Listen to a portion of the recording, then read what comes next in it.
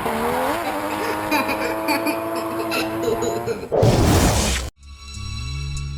done.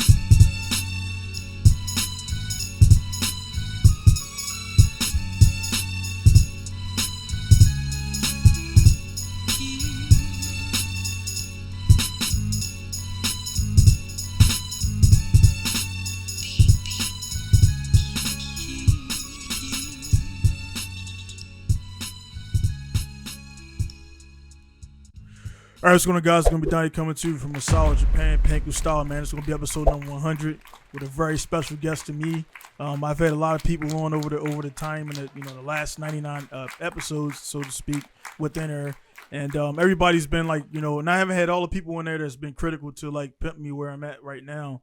But this guy right here, man, Jarvis Hall is my guest, Baltimore native, Lake Clifton alum, and a bunch of other stuff, man. But Jarvis is one of the first people, and very shortly after Justin Gaither, who I'm definitely gonna get on here. Jarvis was the first guy who welcomed me into the import life. We met at what was it? It was called Regal. Then Regal, out at Westview. Yeah. So we met out there. What year was that, man? That was like what, 2000, 2001, 2000? 2003. Yeah, about 2002, 2003. No, I was still I graduated in 03. I was still in high school because I remember you came to some of the games.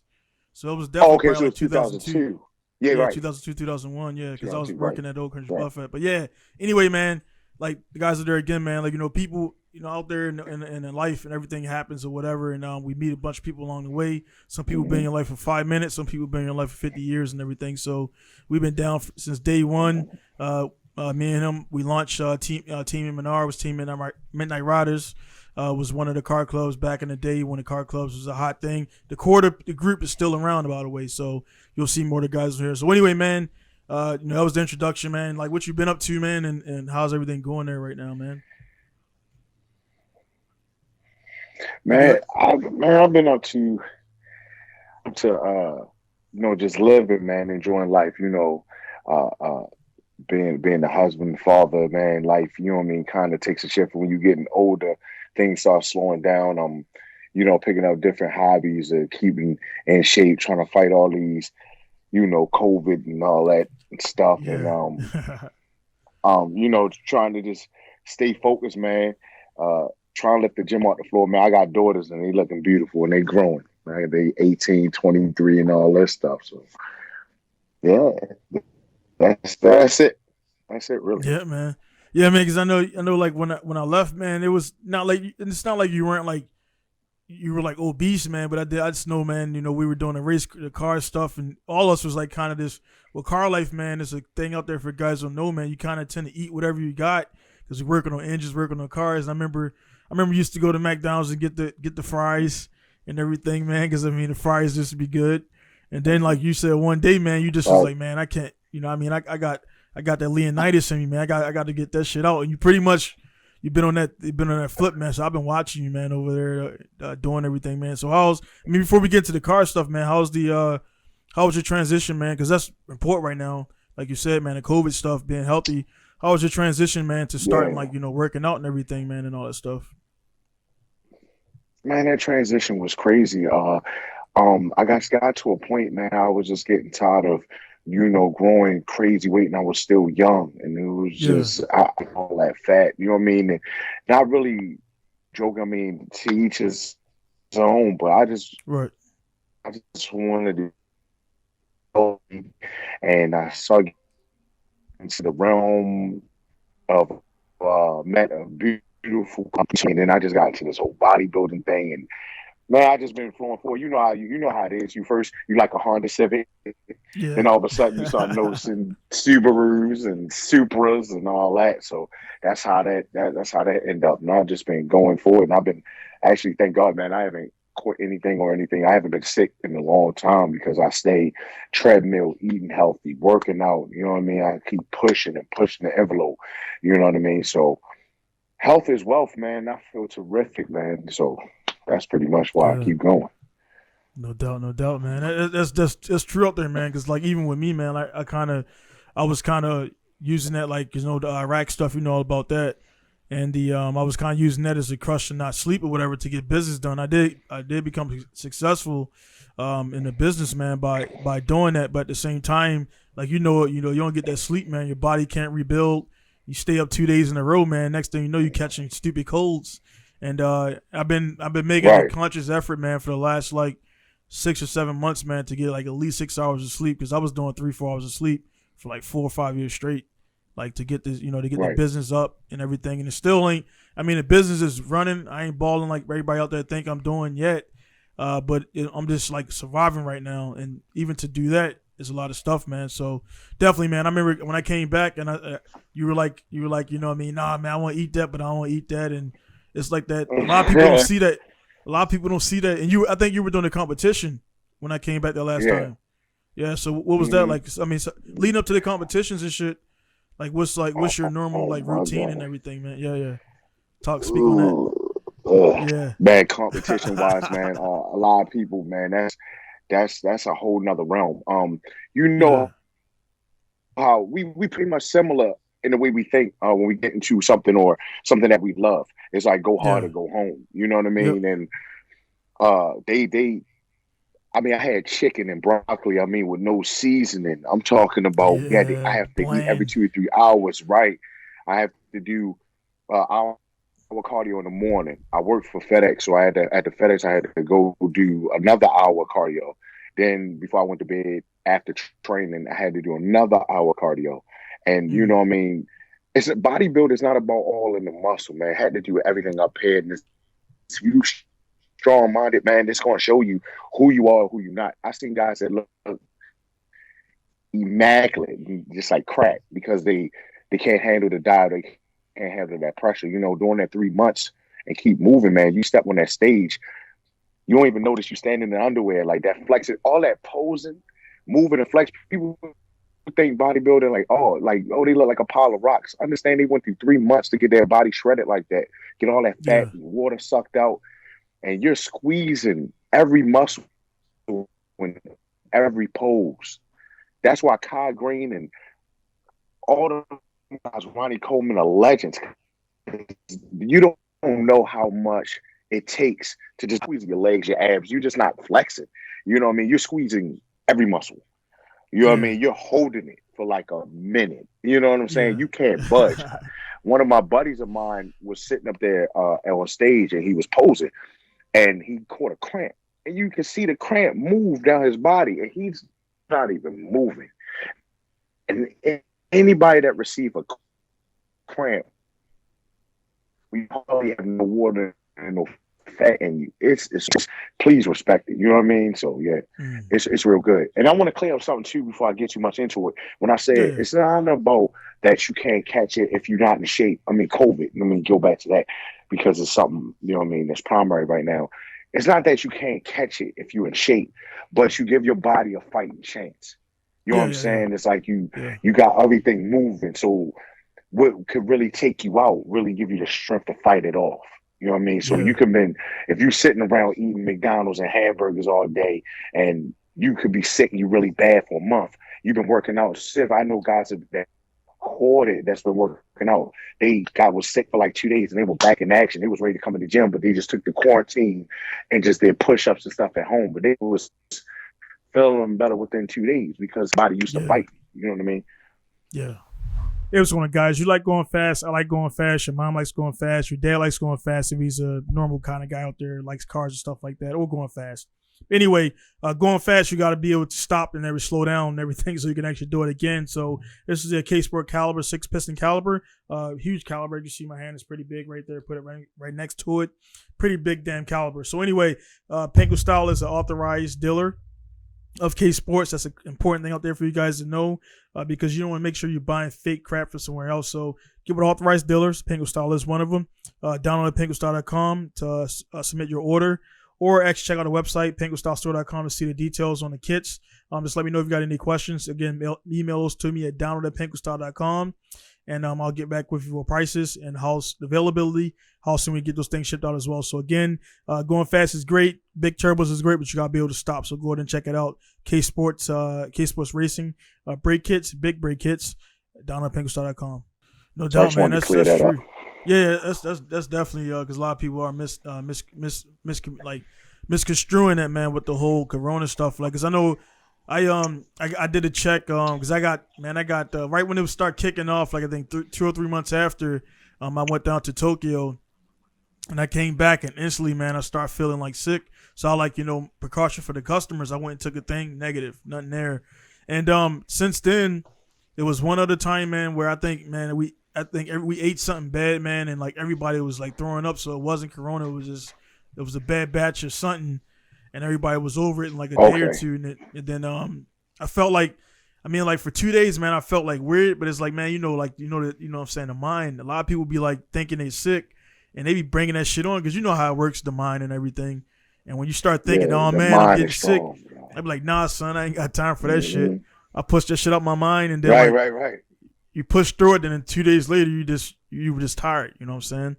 So that's why, like I say, with the whole Corona stuff, I made a more effort to actually get more sleep, man. Because if everything's good, man, I would honestly be doing 4 hours, man. Because I feel good with 4 hours. I'm not really working out. I'm not playing football no more like that. I do martial arts, but I'm not like, you know what I'm saying? I don't work out, dude. And I still got a flabby 6-pack, and I ain't been in the gym in like 4 years. But it's just like because I'm always up and about. Yeah. Man, that's the thing. Everybody know Donnie Strong, man. You the first man I see lift up a whole engine of transmission by yourself, man. Yeah. You know what I'm saying? We even need a hoist. You just lift it up and deadlift it. So I'm like, that's a natural gift for you, man. Yeah, that definitely plays an effect, man. Just like why when people like they ask how I can work alone in a shop, I'm like, dude, because I can pick up shit by myself, and I've been doing it for years. So like you pick up a transmission, it's just like you're picking up you deadlifting. You lift, you know what I'm saying? You ain't lifting with your lower back and shit, because it's just how to lift stuff up. So a lot of people don't get that, man. But like, man, we got into like we skipped forward, man, because that's actually you started this journey like. So like, to put a timestamp on it, man, when did you be like, man, fuck this, it's gym time? When did you what year did you start that? Bro, I started when I think when everybody was here, I think that's when you was I think you went in deployment the first time. Yeah, I was already going. I was tracking. Well, I started doing boxing. Yep. Boxing is a beautiful thing. It got training, and I was getting kind of old at that point. So I was like, man, maybe I should. If I'm not going pro, it's no point in me getting my head beat in because it's like, you know what I mean? It's like playing, you know what I mean? What's that? Now, what is that? Football, some catch play. I think that you have to pay to play. I can't think of the name of it right now. Semi-pro? Semi-pro, you pay to play, but when you know what I mean, you come across that middle, you get cracked and your leg broke. You have to deal with the medical bills. Yeah, bond you secure got to go to work in the morning. Yeah, you know what I'm saying? Yeah. So I was like, man, let me step out of this because you know what I mean, but still love to train, but like as far as competing. But I'm gonna tell you it's a funny story, right? Yeah. So I got bigger, right? So me and my wife went to go see. Well, she was my girlfriend at the time. Right. And I'm sitting there, my man, what's that? Morris Chestnut came out the shower. Yeah. We had a towel around. And I'm looking at my wife and she's staring like straight at the screen, She ain't breaking like this. She just started trying. I looked at her like I had the whole, theater, all the girls was screaming. I looked down and rubbing my gut. I said, you know what? Bump this. That next day, gym, and I ain't looked back since. Yeah. I remember that. You know what I mean? I don't really. Yeah, something. I'm usually keep telling my wife, keep your eyes here. You know what I mean?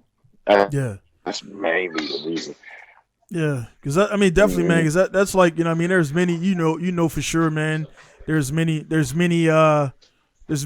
facets to being with somebody and stuff like that, man. And like one of the things. We ain't fat shaming out there, guys who watching and listening, but we're just saying. You might have more options if you're in shape. Let's just be real. Yeah, man.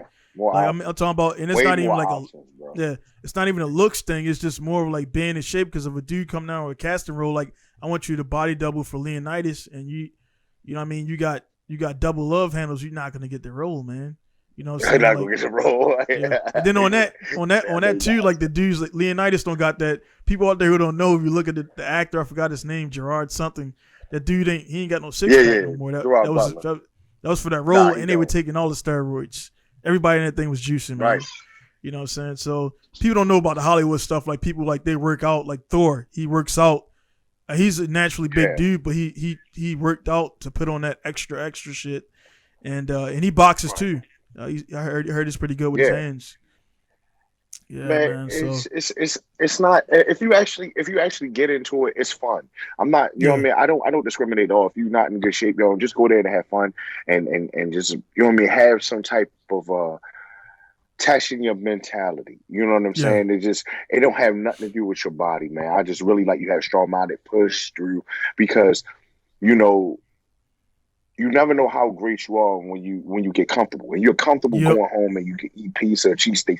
Well, like let's do some uncomfortable stuff. Let's see who you really are. Let's see who you really. Why don't you test yourself and see who I am inside? Get that heart, you know what I mean? Up. Am I a dog? Yeah, am I a dog or I'm a punk? Like, do I get scared for something too hard? Do I back down? And then it can really teach you about yourself. Like, oh, it's hard. I don't feel like training. I'm too tired. You still go. You still push through. You still lift that weight. You're like, you know what? You know what I'm saying? When something going in a situation in crisis, you know that people can depend on you. You're still going to push through and manifest. Or you're going to be one of us give up because things got too hard. It's like that for me, mentally. Gotcha.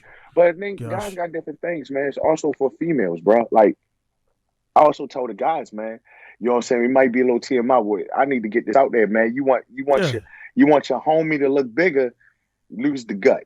You know what I'm saying? You want your girl to get a little crazy, lose the gut. It's a bumper, bro. Like, I be telling guys, it's a bumper. Like, it's what we talked about as men. You like, oh, I want to be the guy. You have a bumper, bro. She can't get past the bumper. You lose the bumper, now she catching all him. You know what I mean? Yeah. He's like, you got this stamina, you rolling around like ring range. Oh man, I try to help everybody, bro. Yeah. You say you on bump, these on bumper cars, man. But all right, man. Before, like I said, we got into like current day, man. So like I said, we met at Regal. I had the I didn't have, I remember. Well, Brian went with me to get the Toyota. So I didn't have nothing when I met y'all because I think Justin was pushing the Cavalier. Yeah, Justin Cavalier. Mm-hmm. You had the Integra, the DC2. The Integra, yeah. Yeah, you had the Integra and Fast and Furious. No, man. It was before because when did Fast and the Furious come out? 2000. I think Fast and Furious 2000. I think it was out when we came out, but it was right after that. Yeah. I don't have. It was right. Yeah, it was right. It was right. It was in that time frame. Yeah, it was in that time frame. Yeah, we were street racing. We were street racing before then because me and Justin. Yeah. It was just so much fun. You know what I mean? Seeing who cars faster. And I remember you got into the car. Your eyes lit up like, yo, what's this? And you smelled that gasoline, man. You never stopped since. You just going. You flew. You know what I mean? Yeah.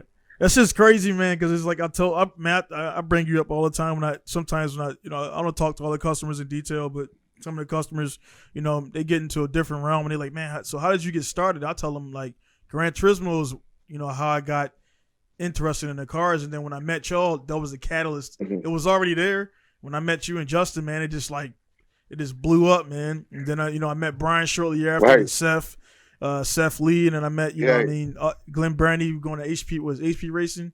We go out there, right? And we go out. It was like we did the same shit. You would get a car, go to Glenn Brandy, get the exhaust, get the glass pack.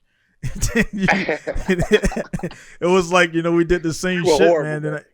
Yeah, dude. It was like we did like Fisher Price, my first racer starter kit. Like we did this with the racer stripes, man. We wanted to be a part so much before finding out about building engines and turbos and all that stuff. But man, it was so mad sound and like out everywhere. It'd be like 25 miles per hour, like residential area. We flying down the streets. We just love the culture, man. And then we just got better and better. Yeah. You know what I mean? It's crazy because, like I said, I had Shamaro, man, and I was telling him we was doing while he was doing the dirt bike shit, which I kind of just, I just bought a couple bikes and everything, man. And I've always wanted to do it, but I was doing we were doing car shit. So I told Shamar, I'm like, dude, while y'all was doing the Willie shit down Drew Hill, we was out pretty much in White Marsh and Security Square, like running up and on a highway in between 695 or whatever, 83, just going crazy. We were in Philly, we were all over, man. So we was like doing this. Yeah. Well, I'm about to re-upload the video, the DVD, man. I'm gonna put the DVD up again in all full one because right now it's online in the 10-minute bits. Because that's before YouTube came out with the 1 hour plus shit. So I'm gonna re-upload it. I'm gonna put a little tag in the beginning, like this is what we did and everything, and then let it play like that. Because a lot of people they don't know, man, and like we're we're confident in what we do. We don't go out around bragging about our shit, but people don't know, man. Ain't nobody in Baltimore was seeing us, man. I'm straight up. Listen, man. Straight up, man. We were legends in the street, man. Like I can't tell you enough. This is before social media, really. Yeah. MySpace wasn't even out there, Lord started. Nah. Like we was doing burnouts and like afternoon. We flying and running from cops. Man, we met like Earl, and Earl was just about as sick as we was, and he's doing burnouts with the pit bulls in the back. Like we just had so much fun. Yeah. Constantly, you know what I mean? Every day it was a race. You know what I mean? It's like we killed it all the time. You know what I mean? Yeah. Like that's why we was going through so much parts. Cause that's how we became so good though. Because we didn't, how some people don't know their limit to say, I don't want to break this, I don't want to break my car. Man, we didn't care. We was like, we gotta get better, man. We was just clutch burning, like we just did so much crazy. Yeah. It's like 1 o'clock in the morning. You know what I'm saying? It's got better and better. Yeah, man. A lot, and unfortunately, man, the thing about it too was a lot of people didn't survive the. I mean, we didn't have it weren't like we were telling people to throw their babies off a cliff and shit. You know what I mean? Like 300 style. But it's like what I mean.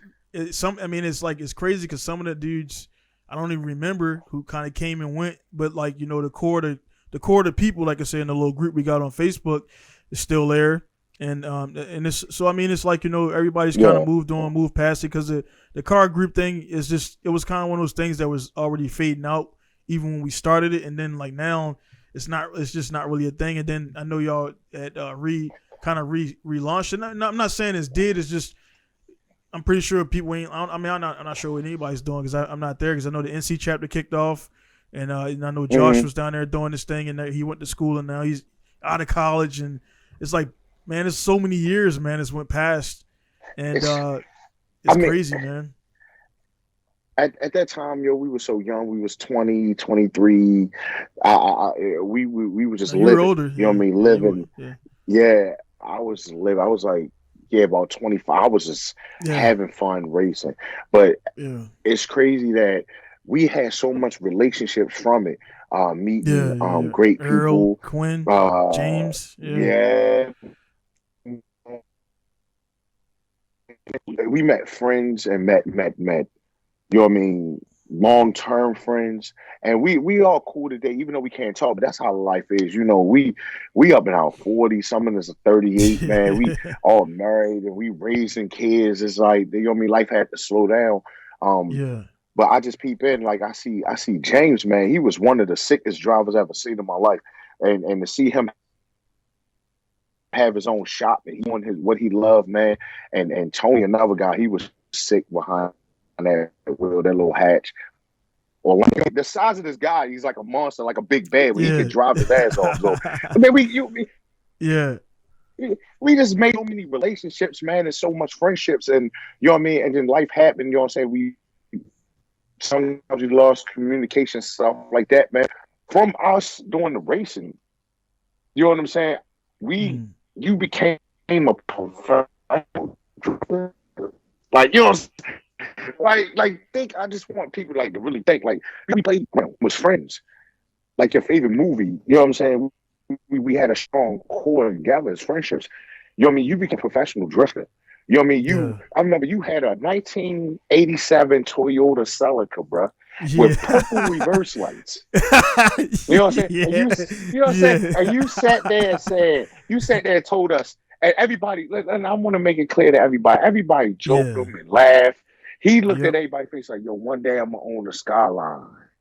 Then I'm like, Yep. all right, You remember we that believe him, shit like, yo, go directly. do it. Yeah. Yeah. Yeah. Yeah. And then I was like, yo, he's gonna kill it. And he was like, yo, Donnie can drive his ass off. And then he was like, yo, he's practicing every day. And everybody else on the sidelines like, nah, yo, nah. And to this day, you have your own shop, Skylines, man. It's Yeah. stuff that you put together and separated, man. You know what I'm saying? You did my first swap. You know what I'm saying? Yeah. And we messed that daggone swap up. You know what I'm saying? Burning. Yeah. We had to go to Yeah. Crazy Ray's junkyard, find a new Yep. harness. And now you putting Yep. together. You know what I'm saying? So what I'm saying Yeah, is man. never stop believing in your dreams and stuff that you have for yourself, man. Like I tell everybody all the time just how you transition. That joint's mind blowing, bro. Yeah. No, man, You that's a know, lot. It was a lot. you know what I mean? Stay with their dreams. You know what I mean? Yeah. Yeah, that was. I mean, because definitely, man. Like you call it all right there, man. You see, the fact that you've seen it, I definitely seen it because I remember when I was saying that stuff. Like actually, when I put the DVD, I remember when I crashed at the S13. We were at the parking ride, and in the video, I was like, you know, what I mean, this is before the military, so it was like, I kind of like, at the time, I was like saying some wild shit, and it actually came true, like more than you know, what I mean, because I was like, I'm gonna be in Japan, I'm gonna do this, and that. And this was before I joined the military. And we did that was the last footage shot before we was like, all right, man, we got to do this DVD because I was going to basic, and I was bringing the computer over to your mom's house every night to edit it right in the living room, man. And it's like, you know what I mean, and this is what it is, man. Like, I mean, people who watching it, who are part of the group or whatever, man, it was like y'all didn't really see what me and Jarvis was trying to do and going towards, and it was more so like it was some of the people who seen it like we were just like trying to collect their dues and shit and spend the money. Like, nah, dude, we were buying DVDs. We were, printing and pressing. We were doing everything that a company would do in your living room, man. Like, they just didn't get it, man. Bruh, like we put in work. Like we had a dream that we wanted to fulfill and have everybody be a part of it. And I couldn't gather my mind, like listen to some people how they was like, man, he doing this. If they stuck with it. Yeah. I'm just, we all stuck together on to fulfill. Look at your format. Look at we talking to you right now on your own podcast and people watching and they know you and know your name. You know what I'm saying? It's like he's a D1 licensed driver. Like, can you imagine that? Like, no one said that when we was all in the living room, talking in mom's house. You know what I'm saying? Yo, we just put your hands. You know what I'm saying? And it's like even through my case, you know what I mean, slowing down the racing and then taking pictures of models and stuff to promote the business. Became a professional photographer, multi-publishing, like magazines up the, you know what I mean? Yeah. Billboards and stuff like that. Of taking pictures, and it all started because we wanted to do the DVD and have nice packaging. Now, you know what I mean? Now my name ringing bells when it comes to photography. I don't even promote, and people will blow my phone up and say, hey, I need to shoot. So what I'm saying is, if anybody out there is listening, if you have a dream, don't listen to nobody. Listen to yourself. Keep your head down and keep pushing. It's going to come, and it's going to be crazy when you get there. And everybody going to look at you like, dang, I wish I stuck with my dream too. Yep.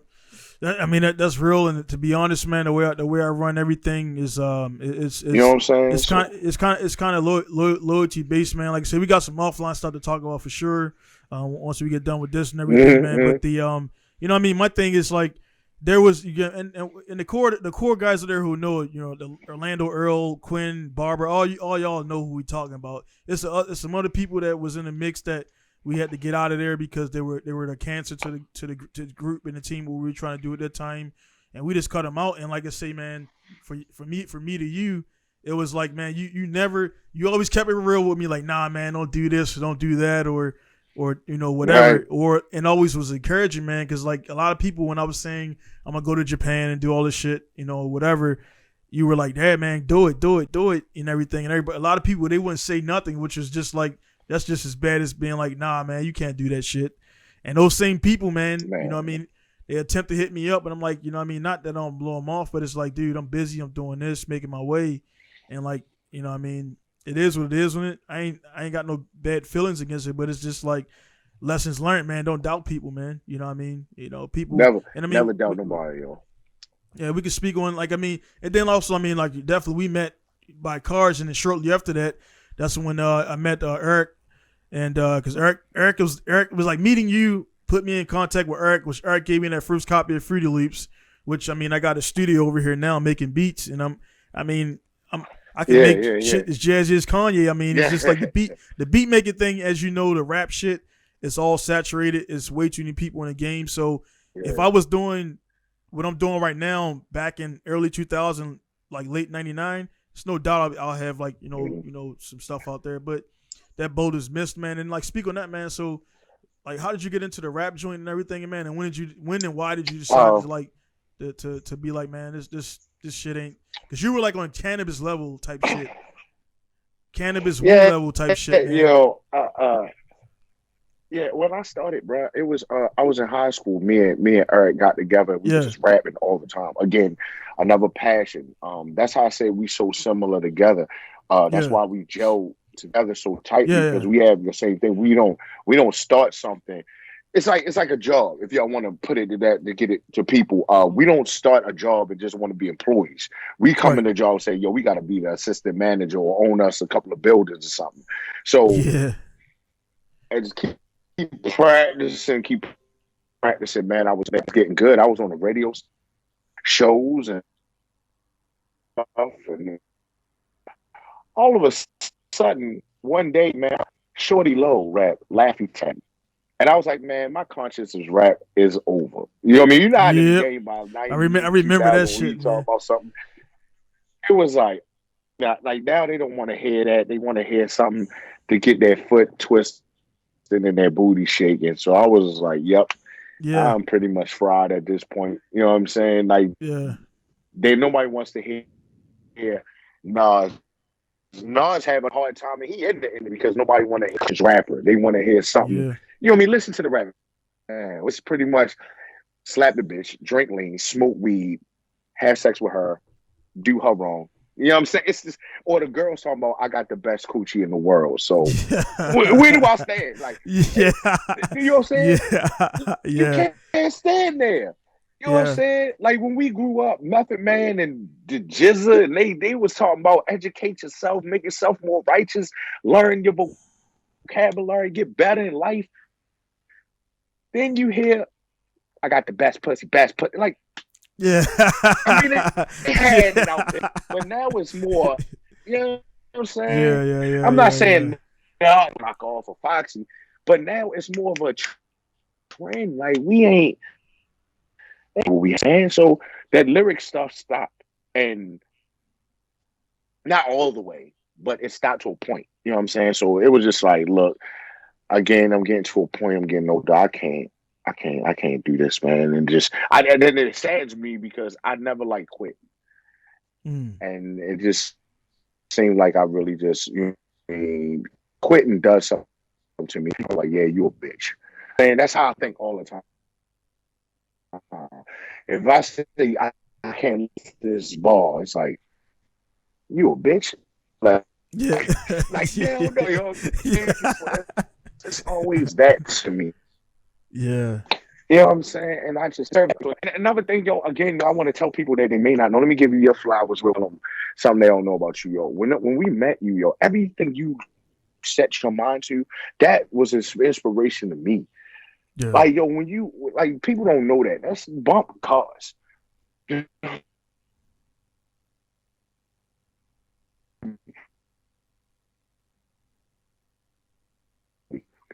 Everybody, this is rough, tough. You know what I mean? People get shot for like their birthday. Like, you know what I'm saying? And you made it out. And you was like, yo, I'm going to play football. And you was on the kickoff team on your senior what was it? Your senior year, you would play nothing but like special teams. I said like Yeah. that. And you said, hey, yo, I'm gonna play on a Maryland turf football field. I was like, yo, Pat, do it. Other people would hear that and be like, but you ain't even, and then they even see you run out there when Maryland played Florida State and played. Yo, you like that, what I'm saying? And then you was like, okay, well, I'm done with school. Now I want to go to Japan and drift. It's like, I never seen a man that you can't be encouraging. Everything he set his mind to do, he did it. So it's no respect a person. If you put your mind to it, you can do it. That's crazy to me. Yo, you talk. That's NCAA Division I football. Yeah, man. You know what I'm saying? And you walk on. You know how many talented people in this city is sitting there on the corner thinking they can't make it, and you walked onto the field, bruh. I mean, that's crazy. Yeah, man. That's crazy. Yeah, a lot of cats don't get it, man. They and that's why, like, you know, we're in that time frame where, like I say, man, we were doing it before the social media kicked off. So like these new cats, and kind of speaking on, like, because you got teenage sons, so they're in that the Instagram. Like, I mean, that's part of life for them now. They gotta, you know, I mean, we had the bullying and all that stuff went on in the schools localized. Like, I remember you told me the story about the dudes stuck y'all up in a bathroom or something like that in Lake Clifton. It's like that was real life, but nobody posted about that. We knew, we talked about it. We talked about it, you know, man to man, and he was like, "Yeah, that happened." And I'm like, you know, that's Baltimore. You know what I'm saying? But now they got it. Now they got the beefs that are starting on IG, Twitter. Then that's just spilling over into the streets, man. I'm not sure if that even made the more violence and shit, because now dudes are talking shit before they even get to each other's face and everything, man. So it's like, get to you, right? Yeah. Like, I mean, that's why I keep telling people, like, don't respect the grind, man. Like, we made Team Menard like a household name. Like, remember, we was meeting all the celebrities from Max and Flex on these guys, shaking their hands, and with no social media, no help, no hitting in the DM. We went out there and grind, bruh. It's like how Rockefeller sold CDs out there trunk and then made a label. Like, we didn't need. That's why we're different, because we know how to grind without social media. You know what I'm saying? And other cats, they made it so Adam, they can't even live without it. You know what I'm saying? Like, I feel awkward because I don't post my workouts. I don't post me benching. I did like 225 for like 20 reps and like my fourth set of working out my chest the other day. I'm like, I'm 40 years old doing NFL caliber workouts. And it's like, I'm not sitting there with a camera and say, ooh, look what I did, everybody. It's just, it was a personal for me. You know what I mean? Whoever was there saw it, gave me a high five, and I'm not posting, or it ain't gonna be in my status, because it's like, I'm not used to that. It's like, I work, if I bring enough noise, I could bring enough noise, and then I'm humble. Like one of my friends, man, one of my homeboys I know, this nigga bench press 735 pounds, I think his record was. Held it on the chest and then pushed it up. Why am I gloating? There's always somebody out there better. Yo, like, come on, dog. Yeah, man. I know guys that squatted 800 pounds. Like, I feel like posting my little 405 squat. This guy's posting 800 pounds. Yeah. Like, I don't know. It's just me. It's like, grind till you get there. Yeah. And then, like, that's what I'm saying. Like, and what you just pointed out right there, that's why like, I bring it up a lot in some of the podcasts, because there's a business, well, not the podcast, but where I'm at right now, like my interactions with people on a daily, man, they call me, I'm not sure if it's a black thing, because I know some people do say aggressive, black people are aggressive or whatever, because that's just what they're programmed to do. But like when I hit dudes straight up, and it's just me and them, no cameras, no Instagram, no nothing, I'm talking to another man face to face, I can see their spirit leave their body because they're not used to being talked to like that. And it's like, number one, I'm from Baltimore. Number two, you're not gonna beat me up. And number three, I'm not fucking scared of you. So it's like I'm like, dude, no, you're not gonna show up when you want. You're not gonna do this, blah blah blah. And it's like, dude, a lot of cats now, man, like they don't, and like what it is, they don't know what we went through to get to this point. Surviving Baltimore, then surviving 3 tours of Iraq, and all the shit I had to do to get to this point right here today. you're not gonna disrespect me in my space, and I don't let that go on. So I school dudes, man. I'm like, man, you're Right, not gonna do right. you're not gonna do that, man. And it's just like I, yeah, it's crazy, man. Man, and let me just say to all the viewers out there, he been like that since we was younger. You know, me Yeah, cats would talk about the team and we out there racing. They be like, "Oh, he's stupid. He'll shut them up real quick." This is before the yeah, tours, man.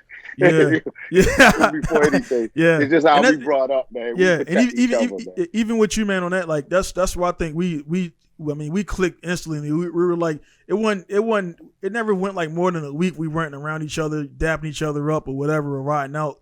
It never was like until Right, I mean, pretty much up until I left, it was like that. And when you were doing a rapping thing, that like I said, I got into beats because I wanted to get good at beats, which at that time I wasn't. I wanted to get good at beats because Eric was already dope, and you had some other cats yeah, and everything. But I wanted to get into beats to throw shit your way because I mean everybody and it was dudes. I mean you already probably know someone, man. There was some people in our circle that'd be like, nah, man, why he rapping? Why he doing that? Because they were on that Laffy Taffy shit while you were spitting what you were spitting, and I was feeling it. And I'll be like, nah, man, you know, he's good. It's just it's the time is like the time was changing, and it was like say 10 years ago, it would have been just like me with the beats. We would have been in a good spot, but now everybody, it was right, right when 3-6 was hot, and at that time, I mean, I got respect for 3-6 and No Limit now because they were doing trap shit before trap shit came about, right, and people weren't right. really. So if you put a 3-6 Mafia shit on and they hear the hi hats, and the dude be like, "Oh man, when that come up?" I'm like, that shit came out in '99. That shit came out in 1999, Mm-hmm. and you ain't know about Project Yeah, Pat, and like, so it's like the new cats, man. They just see like today, and that's it. They don't even know about 10 years ago, man. So it's like, you know, it is what it is. It's kind of annoying, but it's just, you know, the technology, man, has made it so that they're just changing, man. Kids are born with a cell phone now, so they just come out the womb like, you know, what's your username and shit. You know what I'm saying? right. It's just stupid, man. Like Yeah, they don't understand. Like before we was rapping and all that, man. It was another thing, man. We just kept pushing the envelope, having fun. We was getting in not rap friendly battles with different states and stuff like that. right. Basically putting our name out there. I mean, I can go as far as we just basically held our own, man. But like I said, we did so much like together. Like I said, like we became a family, and Yeah, it's bad that people don't see the growth from that. You know what I mean? Because I don't say it's like because of us, because I don't want to take credit for anything. But through this whole team and Menard thing, man, like best friends, brothers, you know what I mean? Marriages, I see relationships that's yeah. still together Niggas, came I from mean, people not, meeting yeah, through yeah, us. Like, not, that's crazy. yeah. Yeah, not getting too. I mean, like I said, we want to safeguard some information, but like I mean, I know like we had the I know the models sprung some relationships and everything. We got the models in, so the models was your idea, and I was like all for it. And I Hmm. know some other guys like, nah, man, we don't need models and that. And then we had got the Crystal Marie Moore. You know, she was on the cover and everything, and I forgot who arranged that, man. Yeah, We got that, and she was at the time, man. She was top shelf. fire. Yeah. Yeah, she And was on then fire at that time. shout out to Justin Father, man. Wild boy had her over there in the backyard doing a shoot, and I couldn't, man. I was like, bro. I mean, at that time, you know, being a man now, if I was around, I'd be like confident, cool. At that time, I didn't my levels, my numbers weren't up that high and everything. So when I seen her, I'm like, God damn, dude. Like Yeah, she's just in and there, shit, but man, then we killing it. you see Brian and Justin Father. He just like, man, I just slayed a ton of chicks like her. So he just in there like cool as hell, Yo, pimp. he's still the same Yeah, way, man. yeah. Hey, right, And and then he had a yeah, bad girl yeah, in there too. He had a girl in there too. I yeah. remember that day. He had a girl He's in still there, the and same way, man. his girl was just as badass as Crystal. I'm like, you know what I mean? But it's like, man, it's so that's why like with the social media shit, man. I mean, I'm not knocking it because I mean this is gonna go on YouTube, but it's like we did so much stuff, man. So many days, so many hours into that building. Like I said, you swap what you said. your swap was one of the reasons why I do work how I do now, because there was one. It was because I wouldn't put it on James, because James just gave us James gave us the space to work on it. He was doing his thing. He was standing, and we had that. I remember that shit kept running hot. It was 2 fucking wires that was crossed, and this was back before forums. This was back before there was nothing. We did all that stuff from the schematics before YouTube University. Yeah, before YouTube. Yeah, we had the Chilton's manual, and there was like some Super Honda, and it was like, all right, and this was no swap kits. We had to wire everything up. So basically, what I'm saying, Jarvis car, we did a EF to SI conversion, which you guys that know is a D15, the carbureted, and it has a 2 injector. So we put a B18 A1 in there from his Integra, which had got crashed.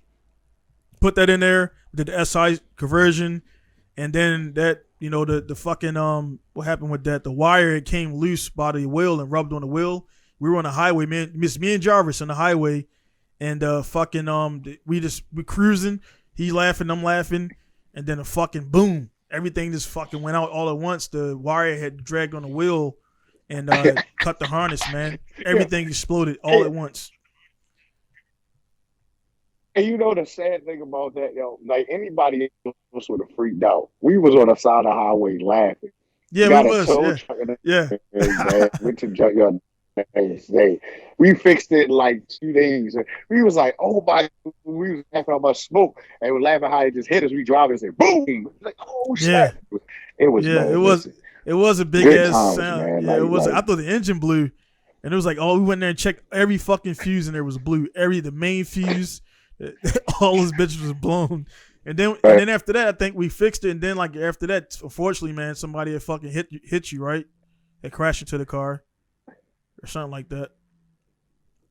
Because you had the silver. What happened? Because you had 2. I can't remember. It was a silver. The silver one. Yeah, somebody hit the silver one, and I think somebody hit the silver one. Yeah, somebody hit the silver. And then then we found a guy. You found a guy with a 91 SI that was teal green. Look, the green one. Yeah, and it was just, it didn't have an engine in it, nothing. We just bought the shell. We swiped everything over, and that when we did that, man, that was just history from that car. What happened to that car, man? You sold that one? No, man, that son got hit on the highway. I had a tire blown. I was merging over, and it happened to me because they always try to drive aggressive. So instead of letting me get over on the shoulder because my tire blew, he decided to step on it. Yeah, I remember that. Yeah. Because that one with that car, I was definitely, because I know the SI swap. I was in college. I remember I was driving back and forth between College Park, and on a week I would leave on Friday, and we would pretty much stay there all weekend and do the thing up at White Marsh with James at his shop, which was, I forgot the name of that goddamn shop, but. Because James been in so many shops since then, man. It's hard to track him. And so I went back. We did the swap. And that's what I'm saying, man. I bring up that swap every time. Go ahead.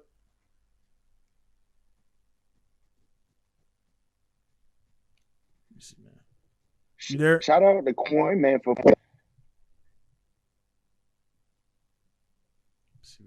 You hear me? Yeah, I got you. So 48. Yeah, okay. Go ahead. What was it? LS1 or wise transmission. That joint was lovely.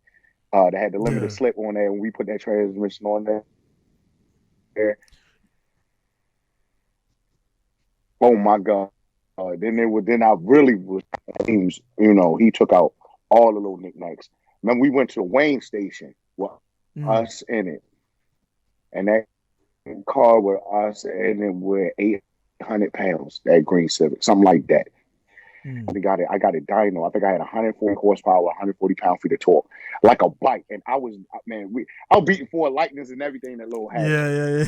And that car was a fun go-kart, man. Yeah. It was a fun go-kart. That's what it was. Yeah. Kind of bringing it back full circle, man, because I remember I was working out, not working because I wasn't getting paid, but I was at Chuck's shop on Rice's Town. And then I remember, that the reason why that makes sense, man, because kind of full circle with the last podcast with Shamar was they were right down. We didn't know it. They were right down by Drew Hill, doing all the dirt bike shit. We were right up there in Rice's Town, Park Heights, doing a swap. Yeah, because we started the swaps and we started the swap in Chuck's shop, and then like we couldn't get that shit to. It kept idling high and it kept running red hot, and then James was like, "Bring it up here," so that we towed it up there and everything to James' shop, and then we still couldn't really get it. And then I think it was me and James. James was like, I think James was saying that you check the distributor, and it was 2 wires, man. They were pretty much crossed and making it. It was running red hot as soon as you started up and everything. So we got that running up. I'm gonna mix in some footage from the DVD because I got that right here on the hard drive and everything. We did the swap and stuff like that. And then for the guys up there, man, again, I'm gonna put the DVD up and the whole thing so you can watch it all out. You don't gotta click on all these videos. So I mean, and that DVD still is only a fraction of what we did, man. It's not, and also at the time we didn't have the DVD. Yeah, the DVDs were the size, the longest you could do was 4 gigs, something like that back in the day. So we had to cut out a lot of shit, man, to get that DVD down to size to make it still look good. And this was before HD cameras. We had we had so much shit, bruh. Yeah, man. IG when we had Instagram, we was out there leaving, man. Good God, yeah. Been like, I'm telling you, and we had. I just want to just reiterate, we were a whole bunch of family, man, and we lost a lot of people. A lot of people that was in our core and our street racing team at the time. Some passed away. Yeah. Like that's what I'm saying. It's crazy. Like we were such. It's just mind blowing how close we was. I mean, so close. We hung out all the time. Like, you know what I mean? Like watch Chappelle show and reruns. Like over Mom's house, it was like 20 guys in her house at like 4 o'clock in the morning laughing, watching Initial D and Chappelle. You know what I mean?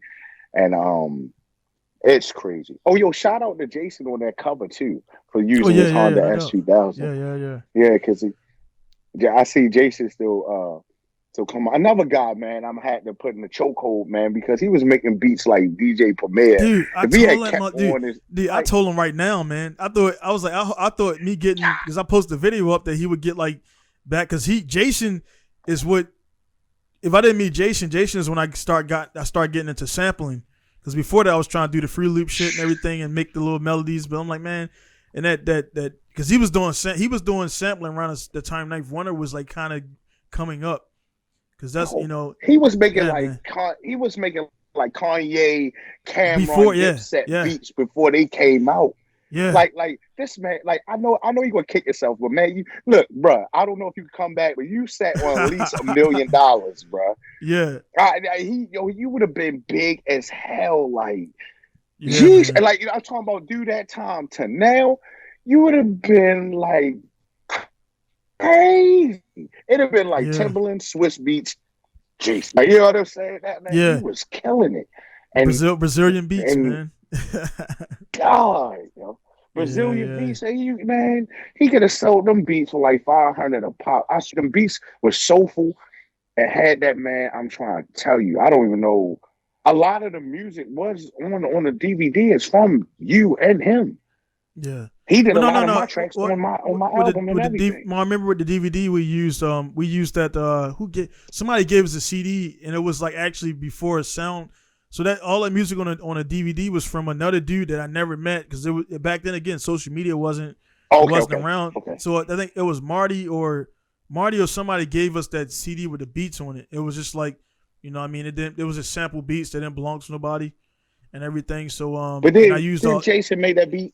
Old Baltimore at the end, like old Baltimore. That was all in the DVD. So it was MPC style though. Okay. Because the only thing that was kind of from us was the joint that Eric made that you rapped on for the intro and shit. So that was like kind of the only like from, and then the one cat I worked at Comp USA gave me the joint from we had the show portion. That was a dude I worked at Comp USA. That was him and this guys from over West Baltimore and everything. So, but all the other shit was just like kind of that. We had that DVD, and I still got it. It was called Nonprofit Beats. I still got it on my CD case. And man, I just wish we had. I wish I had the original computer to make the quality. Because back then, man, we had to make the quality so kind of shitty because the DVDs are so small. We couldn't have the big size file. So like I don't that hard driving computer Now is you long don't even gone. need the DVD. Nah, man. Right. Now you You, don't need DVDs. Now you can so just, you know what I mean? Send hey, it a file. saying all to say, man, when shit gets really right with me, man, and the business, man, we gonna come back and do a reunion shoot, man. We got cell phones and GoPros, like everything's digital, so no tapes.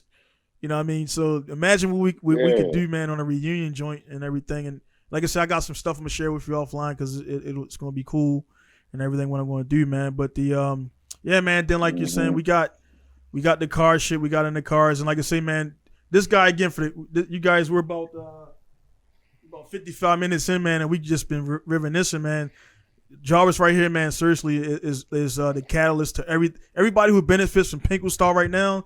This man right here, this man and like 3 other dudes that were the quarter first 3 guys that I met are the guys you gotta think. Justin was the guy that showed me how to drive manual in the Sundance.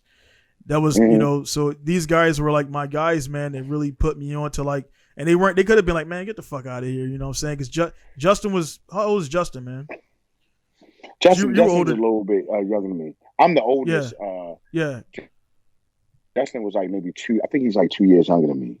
Right, and then we met Quinn and Earl because Quinn and Earl was old when we met him and shit. So because Earl was the old guy already. Earl had already been in the fucking military and out. But he was you would never know that Earl was because he was just so fucking cool, man. Right, man. Listen, like we unify everybody. Yeah. Like Earl was so cool. He was into pit bull terriers, man, and he'd probably be blown away how many great grandchildren he got running around here. And I'm still in some ties with him today, man. Yeah, and it's like, you know what I'm saying? It just wasn't about cars with us. It was a family. No. You know what I'm saying? Like they was doing amateur boxing. When I got into, I had amateur boxing that was with the team coming up. You know what I mean? Meeting people. Like I said, we was producing models on magazines. Even Earl, because he had an interest in, you know what I'm saying, he was raising pit bull terriers. He has a lot of litters that he was giving out. Like we had so much with the shops, and he was, you know what I mean, creating monsters. You know what I mean? It's like we had so many connections, bro. Like, you know what I mean? Even Chris Henderson, man, a great guy. He was fixing bathrooms, came over and fixed a bathroom, a tub at one point. Like, it was so many connections. Like, we didn't need nobody else. Our core, as Team M&O, was like a unit. You understand what I'm saying? Like, we covered a lot of things. Yeah, and then we had people like I said I remember for the group. That's why I wanted to.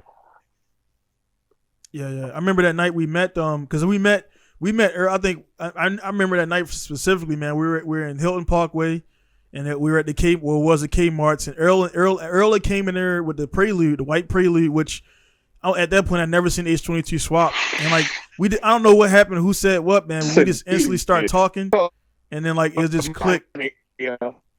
Yeah, it just clicked, and then Quinn had came in there a little bit after, because Quinn was always, for the first like 3 years, he was mysterious and shit. We didn't know where the fucking dude lived. We didn't know anything about him. We just know he had that fast ass fucking Sentra with the S. Quinn was way ahead of the time, man. Quinn was way ahead of the fucking nobody knew what that engine was he had. He knew what it was. But the SR20 VVL NA high compression, man, he was beating the shit out of people with that car. And people was like, all that shit got a wing on it and it's front wheel drive, and he was murdering people, man. Yo, he was murdering. I'm gonna tell you how crazy, how unique our group was. Yo, my mentor for photography, is like Quinn uncle or something. I never even knew that until he showed me. He was like, "Oh, you know him?" Yeah, he was like, "You know him?" I was like, "Yeah, that's Quinn." He was like, "Yeah, that's my nephew." Yeah. Like, what the?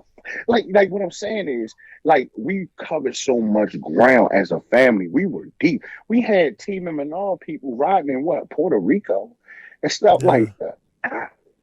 Without social media, I want to put that out there. Yeah. We had people. You gotta understand. All we had back then was the forums. Understand. This is a thought. Yeah. This is a thought. Me and Donnie want to come up with our own group, and came up. And I think shout out to my man. God dang, man, he came up with the name Fern. I'm sorry. Fern. Fern. understand what no firm. It's like Midnight Riders, and we was like, yo, bet we gonna go with Midnight Riders. Then we had Team Eminem and everything, man, and as a family, bro, we covered so much. You know what I'm saying? Yeah. It was like, you know, with that, man. That's how that joint, like. Yeah. Well, we met. It was like we met. I'm talking about the logo, bro. Yeah. Oh yeah. Because who designed that? That was who came up with that, man? I can't remember who came up with the logo. I think it was somebody at the.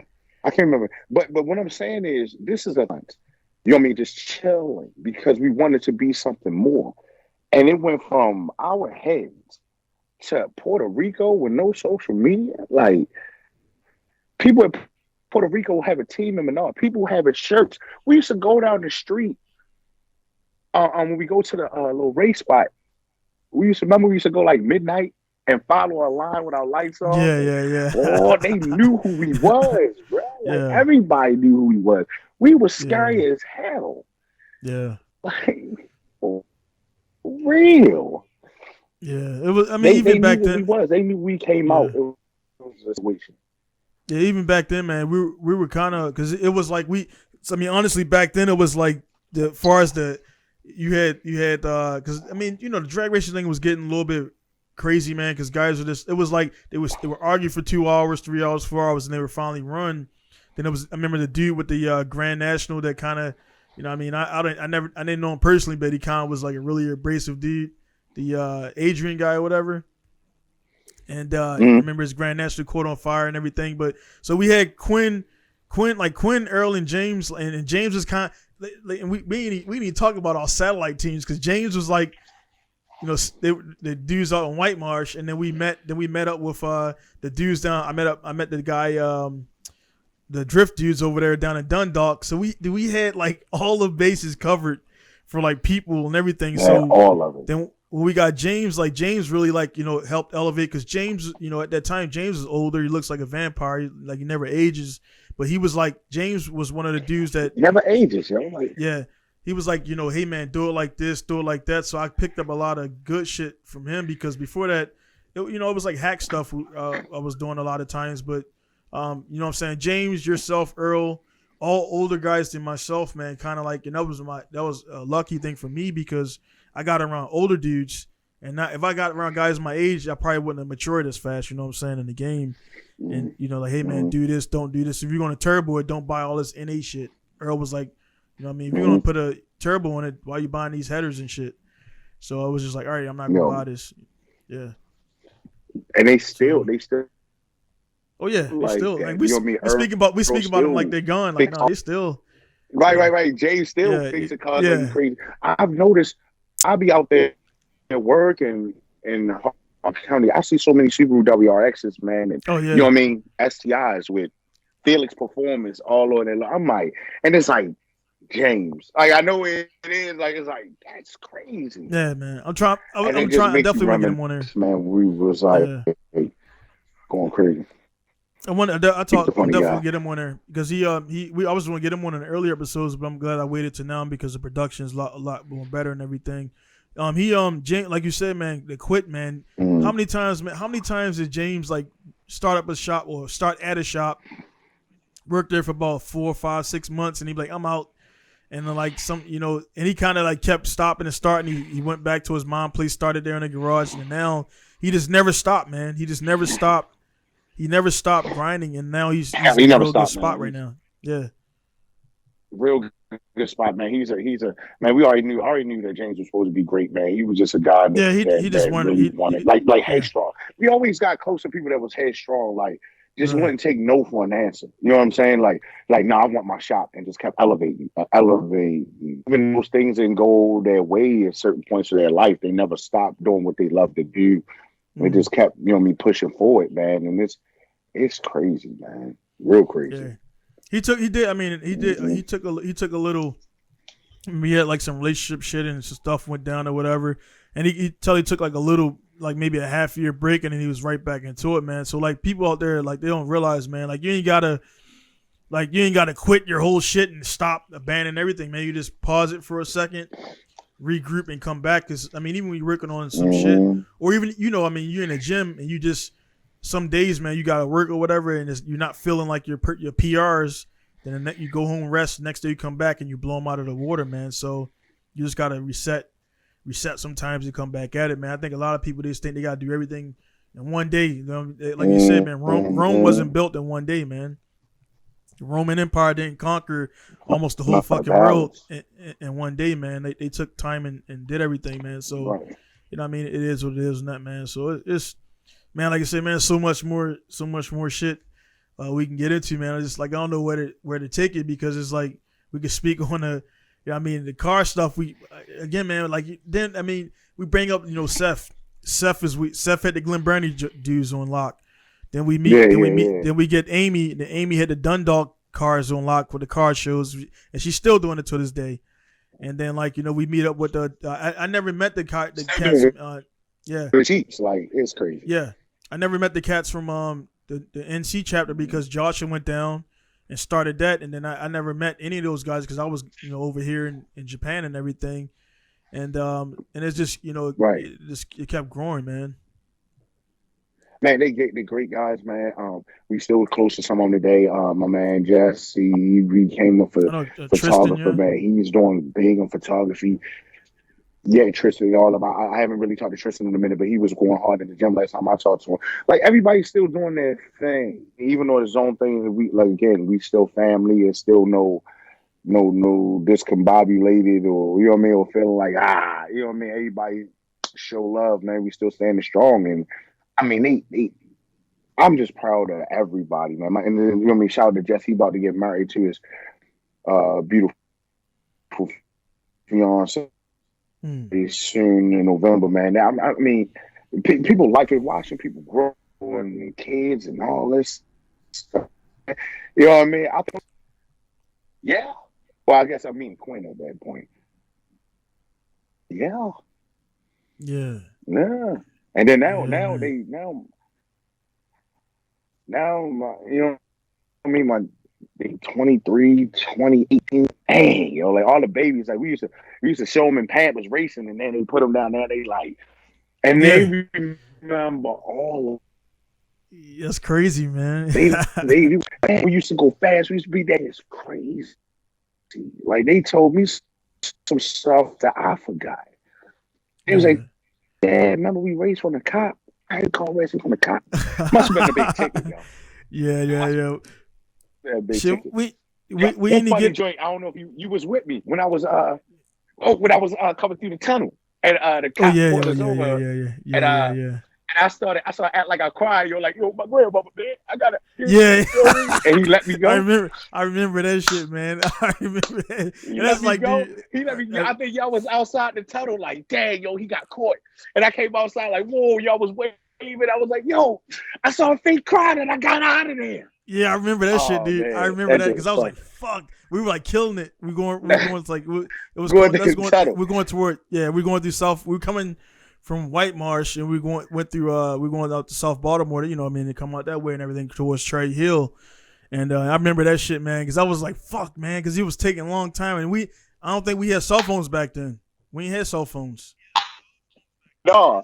Well, yeah. we had the Nextel joint, but I didn't have service because we right by the tunnel. Yeah. Oh man, I was like, I can't fly out the tunnel like, boom. I remember your face, man. That shit was like, yeah, man. I was like, dude. I was like that shit, and I think we went on to do some more shit, man. So it was like, man, we were doing some crazy shit, man. Like, yo, man. Yeah, it was this crazy, man. That shit's like we're talking about close to not close to. This is like 20 years ago, man. That's just 20 years crazy. Ago.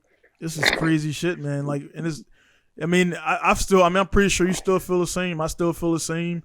Just as vibrant. It's just like now we got, I mean, actually not now, like shit, you already had a family back then and everything, man. And you was and that's why, I mean, people didn't realize like your shit and like the reason why we used to get kind of angry with some of the group members, like, dude, you're taking time away from your family and your kids to try to do this, and they don't want to show up to a fucking meeting. It's like, dude, come on, son. Mm-hmm. Like you're single with a Doug at home, with a puppy at home and shit, and you you can't show up. I got Right. I got 2 kids and one on the way, and I'm here. You know what I mean? My mom is cool. You know, Right. my mom is getting on me and stuff like this or whatever. And at that time, man, I was like, you know, I was not getting married. I wasn't having kids, and that my thought process is because kind of Right. I was seeing what you was going through, man. And I was like, man, I don't want to do that. And now, I mean, I got 3 and 2 on the way and a wife, man, and I wouldn't change it. You know what I'm saying? You know what I'm saying? So it's you know what I mean, it's crazy, man. But then we went to Philly, Philly, and like we would go road over in Philly, and people like we were like known in Philly. We were known in another state and respected in other states and shit, man. We roll up there, we're like, oh y'all the midnight rider dudes and shit. Yeah, no social media. Sold DVDs. Social media. Yeah. We sold DVDs up there, went up there and raced. We drove all the way from Baltimore to fucking Philly, street race, run from the cops, and then go back. Like, no tow trucks, no money for a tow truck. You know what I mean? and with shit that we built, with cars that we built and shit, man. Cars that we built, right. Yeah. And I mean, we up in Philly where, I mean, you get fucking weird dudes like, yeah, man, I just got my car stolen. I just got this stolen. Like, these weren't, we were all racist, but this is still like, I'm pretty sure somebody had a gun out there. You know what I mean? I'm pretty sure, you know what I mean? You know, anything could have happened out there and shit. Right. We ain't know nobody. Like, go out there and race. Yeah. Motherfuckers lure somewhere, steal our cars. You know what I mean? Yeah. That could definitely help. So we went out there. We went to NY, but we didn't take. I think we just drove out there in Justin car that day. That was because did you go with us to NY that time? Was that? Yeah, I think y'all just went. Y'all just went that time. I didn't go that time. Yeah, because that was me. It was me, Justin, Eric. That time. Yeah, I think it was me, Justin, Eric, Remo, and I think maybe Martel. Because it was like 8:00 on a New Year's Eve, and we're like, hey, let's go to New York at 8:00. And I think you was like, nah, man, I can't do that. You know what I'm saying? I can't just hop out like that. Right. Yeah. So we went up there. We got up there as the ball was dropping, and then we got stuck on the Jersey Turnpike, going in circles trying to get off, and then we didn't get back to Baltimore till like almost 5 a.m. So it was like, you know, man, we did so much shit, man. Like, and nobody had a camera. Nobody had a camera. Nobody. We didn't record anything. It was like, when we recorded, it was like recorded, but like we did so much shit that nobody would ever see because there was no cell phones back then. Yep, and still rocking off, man. I mean, man. I can't.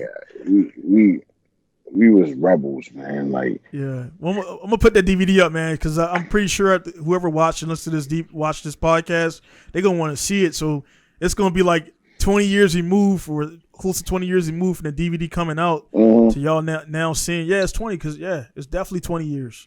20 years. I was laying in the gutter to get some of them shots, man. Yeah. So and this is I mean, I edited me and Jarvis. Windows.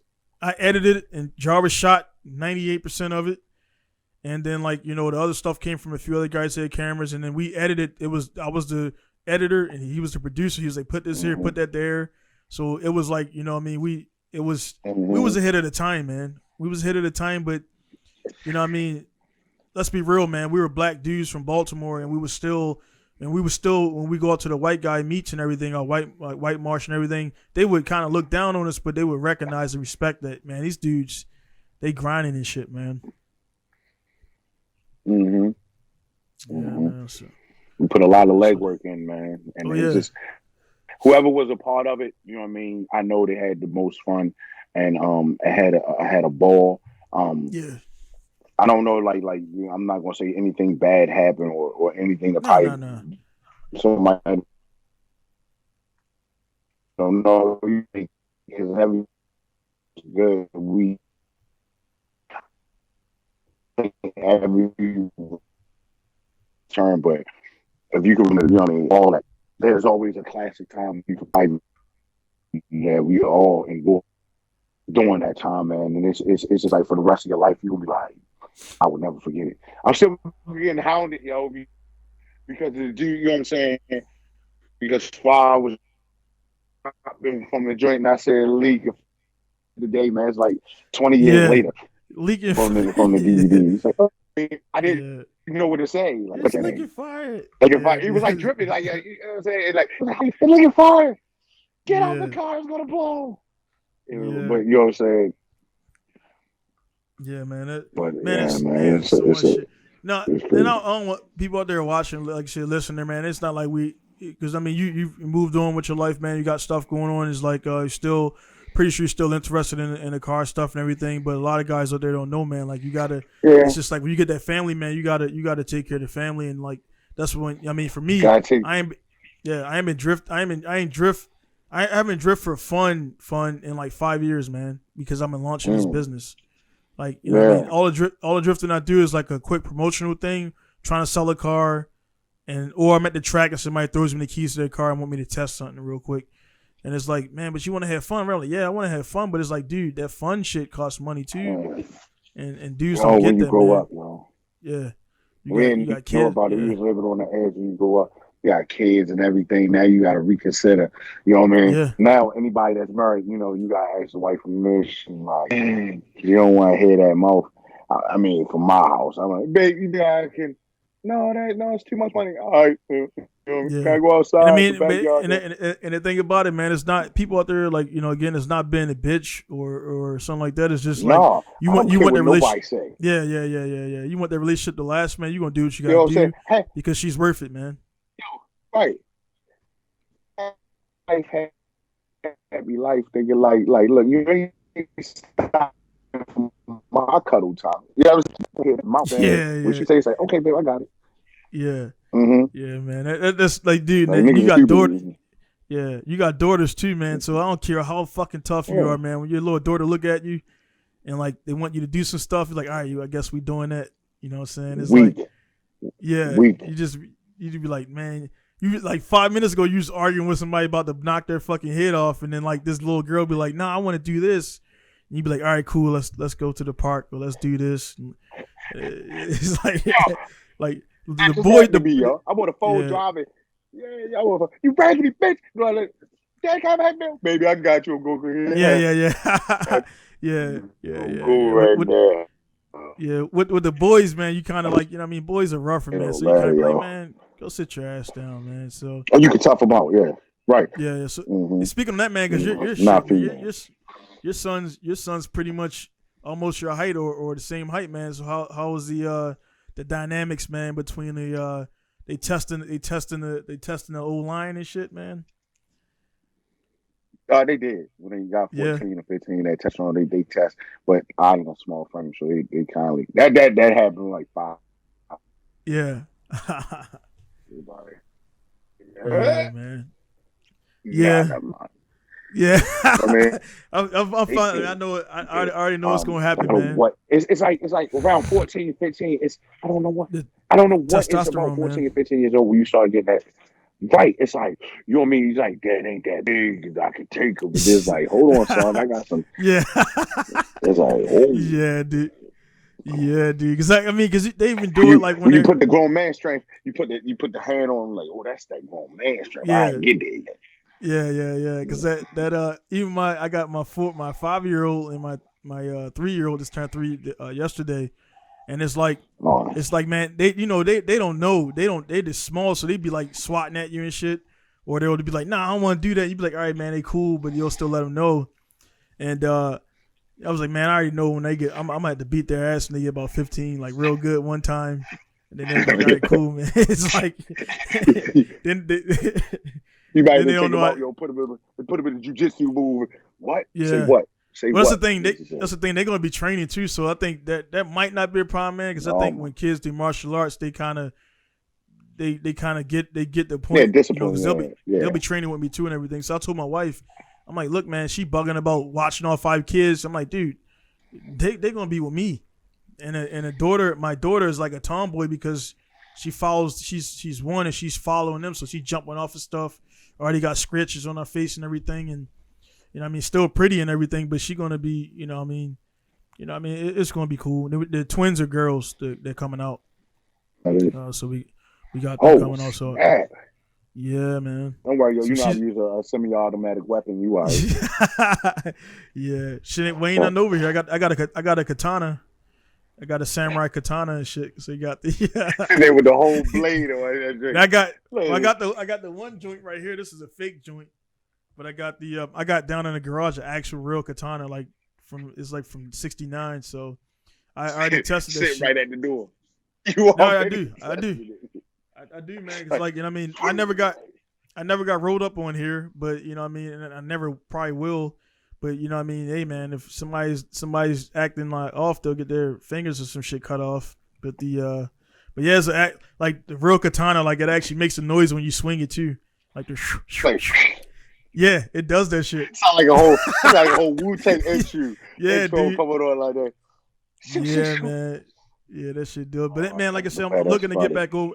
I'm actually coming back over there in July. Like I'm gonna be there. I'm gonna be in Atlanta for the event. I got invited over there, and this is a business move. I mean, this is like a, you know, I mean, I don't have to do it, but it's like one of those things where I get more eyeballs in one event.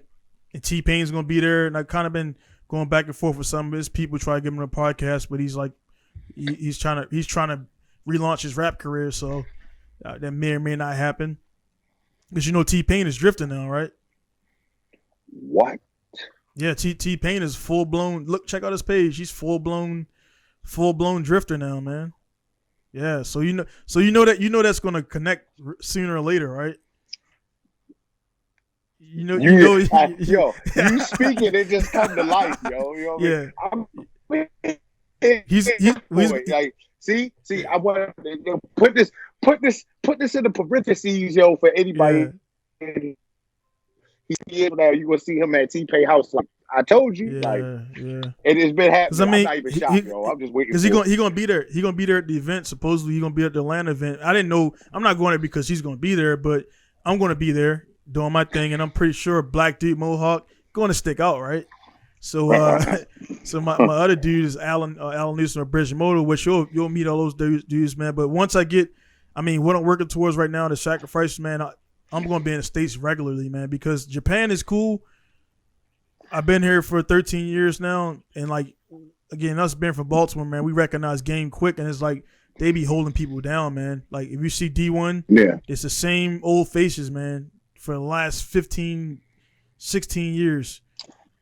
They got that good old boys club, and the thing about it, I'll make more money and more eyeballs coming to the States and driving than I will make here. It's crazy, but it is, man. So it's like now I'm in Japan, and now I want to go back to the States and drive, and it's like the grass is greener shit. It struggles everywhere, man. For people out there listening, man. So it is what it is. But like I say, man, I was just saying that my sister lives in Atlanta too, so that's something that we are here. I mean that, yeah. So it's like it's all good. I know it's like you do something like you were doing. I mean, you weren't signed to label, man, but you were definitely. I remember always you writing in a book and everything, man. So, man, it might with the beats I got now, man. I know you probably over it, man. We probably you got to do a project, man, because I know you still got the skills, man. I know. I know you still got the skills. I'm down for the fun and games, the fun and games. So what I'm saying is how would this work out, man? If I you know what I mean, because I've been trying to link up with the T-Pain joint. As soon as he had an S14 and he built it up, and all overnight, man, everybody started getting on his page, and in the last 2 or 3 years he got into it. Now he got a car built by JR at Ford. JR and them built him a Ford because he posted up on his Instagram, and he was like, "No, bring it over here." So you remember JR from Glen Burnie or Annapolis? Yeah. So that's how the circle works, man. Like we knew JR by Retro Graphics Rev, and then you remember you know how I fucked that up because I was like, "Nah, man, I don't want to drift for JR. I'm a professional drifter, and I nowhere near it." And I blew him off and shit. And Red was talking about JR and his SR20 S13 for Falcon. Then we went to the Falcon show off, and next thing you know, that's fucking JR in a Mustang, you know, drifting for Falcon, man. So it's like, man, it's like the connections, man. So what I'm saying is like, eventually, me and T-Pain going to cross paths because it's unavoidable. You know what I'm saying? It's going to happen. And then when that happens, you know what I mean? Shit rolls. I don't need him to do anything for me. I'm pretty sure he don't need me to do anything for him, but it'll be a cool collaboration. Then like, hey man, this is what we got, blah blah blah. And the Man, next thing you know, you man. got some bars are going before T-Pain's ears to get him on the album, man. Like, hey, man, it ain't Yo, like you my, say. I man, don't think you quit nothing, but you just kind of put it on hold or whatever, man. yeah, man. My cousin is my cousin raps. He's a monster, and then even Yeah, even Eric's son raps, and yeah, nice. yeah. Yeah, he's 21 years old. Damn, bitch, fucking 21. You got 21-year-old kids, man. That's crazy, dude. Just like I said, like I said, Because I right, remember him. right, and that's what I said. My cousin, he already got a strong buzz out here rocking, so it's you know what I mean. For me, you know what I mean. I'm good, so it's always an opportunity. Like, you know what I mean. Yeah, He's like 30, like what? And he gets the rocking for him, and he like, hey, I mean, if that door opens, so I won't mind him doing that, because he's yeah. definitely already has a buzz or something in the streets. Got albums out buzzing already. Yeah, man, it's so man. You see all these new cats, man. Like they can press shit up. Everything is easier. Everything is easier for these new cats now, and some of them still don't take advantage of that shit, man. They get the labels now. They get the laminates. It's like professional stuff that if you went back 15 years ago, 20 years ago, you'd be looking like, oh man, who you signed to a label? Like, no, that's just me. Yo, I had to push when I got the album done. Yeah, We were selling them with the DVDs like out, cars. Now you can put your whole album on Apple Music. download. So where you at, you can go to the search and put my name in. Done. And you can listen to my whole album that evening off of Apple Music. Yeah, because nobody don't do CDs. CDs, that's like a CDs. No, I know it's ancient, but yeah, it's kind of the vinyl thing and everything. And it's like now, like everybody got Bluetooth. Like you buy a car, and that shit ain't got a Bluetooth for a radio, and they be like, man, I don't want that shit, man. You got an MP3 player in there. It's like old ass car, right. Yo, yeah. It's like that shit still got an. It's crazy, yo. Yeah, right. Man. Yo, yeah, car got a CD player. You ain't gonna never use it. It's terrible. Yeah, terrible. Man, this shit's crazy, man. I remember we went to Best Buy to get a CD player, and then George Howdy like, you got a CD player, where's your Bluetooth so I can play my phone? Yeah. Yeah, man, that shit's crazy. You get cloud though for you gotta use the auxiliary cord. Yeah, man, that shit's crazy, man. How tech. I mean, the fact that we could even talk now, man, because like I said, we honestly, I ain't stay in contact with you as much as I want, man. I know you had stuff going on there. A lot of, we ain't gonna bring a lot of that shit up on here because that's not people's business. But you had a lot of stuff going on, man. It's still like, man, I see you. Like I watched you, man. I never didn't. I would always check out your stuff, man. And then like, you can see subliminals in people posts like. I could tell, there was people in y'all business that shouldn't have been in y'all business doing whatever y'all doing. And it's like, man, everybody got their life to live. And like, why are you worrying about me and my wife and me and whatever the fuck we're doing? Stay in your lane. And you got to tell, and if people, and it's the thing about it, it's fucking people on your friend list that should be down for you. And they're the ones that are instigating. That's why, like, I cut a lot of people off, man. Like, in this last 5 years, I lost a lot of friends, cool. Man. Yeah. I lost a lot of friends. Right. It's cool. I'm still here. I'm in my most vocal point for everybody crazy and you got the gang bang, all that. But I have a great life. I had a great life. I'm willing to go to jail now. So I will make you, well, I don't know. You know what I'm saying? I got guys, hey, you won't be here to see none of the retaliation. I'm coming straight for you. Yeah. Like, on some, my roar is pretty rich. So I just try to keep to myself. Shut up. Go get a cigar. Drink and go in my backyard smoking and drinking and shut up. But friends, my circle about, I'm saying, because you can't trust nobody older. People are snakes and want to stab you in the back. You don't know what they hit. They got hidden agendas and motives. Like,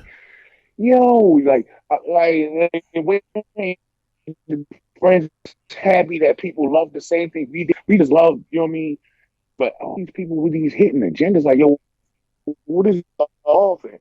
The selfness, and I want to be a part. And you got Molly with the T, like, y'all like, yo, like, I just made it like, I know who my peoples are. If they not here, you know what I mean? I'm gonna just sit in my room and chill out. You know what I'm saying? That's just how I am now. And that's all it is. I mean, Mhm. people really don't get it, man. Like the whole, like that's one thing about, because I remember us being back in your mom's place just talking. Like, I remember one thing we said was how people this was when I mean, because I remember we were like angry at the same time about the team, because it's like, man, why we gotta talk to grown people to get them to come to a meeting and shit. And it's like, I'm like, hey man, I remember that one meeting we had. You bring out a razor blade, like, hey, if you don't want to be here, scrape that shit off your window now. And everybody's like, huh? Yo, just toss it. That shit was funny as shit, dude. Right. You had I wasn't standing there with my arms crossed, like, go. He's fired up. I ain't gotta say shit. And everybody's like, no, man, they ain't like that. But you like, yeah, like scrape it off your window and this, and it happened to a few people where they leave and then like we meet up at the next weekend and they like standing over in the corner. They know they'll make their way over there and want to talk and shit, and they're acting all weird, and we're like, hey man, you chose to left, you chose to leave. Like, you know what I mean? It ain't a gang war, but it's like, hey man, I get, because you know why I got upset. It's not like I want to be a vicious leader or your king. I see so much potential in people. Yeah, you feel what I'm saying? And it's like you're holding yourself back because you can't see past your hand. Oh, they doing this. Like, yo, no, this with you, bro. Like, yo. Yeah. But for one instance, and I hope to watch. I'm gonna tell him to watch it because I hope, yo, that nigga, that dude, Tyrone Martin. Yo, do you know how sick he got in videos and photography? Yeah, I watched him, man. Sick in videos. I mean, yo, he can make a video and it looks like a movie. I did a little short films in my day too, but what I'm saying is, with you, Jason make a beast. He doing photography. He got a well connection, videos. If we all stick together like we supposed to, or life happens. Yo, you know how like the team in part 2 or something would have been with all these models and stuff. Yo, it'd been motion picture, and while the technology, it might be, because you can download it right now. You know what I'm saying? That's what my main was. That's how our objective was, to use this not to be, but use this as a stepping stone to meet certain people. Other so you people, can get to where you want to go. Yeah. Right? How you think it happens? You know what I mean? People that own McDonald's or Burger King, they meet other people, they connect, and they grow. Yeah. Like that's how you do it. Yeah, you like, got to shake some hands. Case in point, man, I know you because I know you follow. I see you post all the time with the boxing, man, and everything. And I know you see the big thing with boxing, and we both follow boxing, mixed martial arts. You see that a lot of that mixing right now. So you got the dude Ben Askren going to fight the dude Jake Paul, who's, you know what I mean, it's some of the boxers, like, you know what I mean, he has 2 pro fights against some other guys. The Triller joint with Tyson fought Jones, and he knocked out the Robinson guy. So then you got Logan Paul about to fight Floyd. And Floyd is only doing it for the money. And everybody, and I just watched a podcast with them the other night, and the people was like, yeah, you're gonna lose. And the dude's like, he believed in himself, and I respect him for that, even though he knows Floyd's gonna school him. I'm like, dude, I don't care how big you are, Floyd is gonna school you. I'm sorry, man. Conor came in there as a fighter and got schooled. You're a celebrity boxer, YouTuber, you're going to get schooled, man. So, but at the same time, that guy got into that position by YouTube fucking videos. By making YouTube videos. Is 22 million subscribers on one channel, 2 point something million subscribers on this channel, and then he gets that much buzz where it gets on Floyd's radar, and now you're fighting one of the best boxers in history from YouTube videos. And that's how people don't understand the connection, man. They don't understand connections and the branches off. That's why.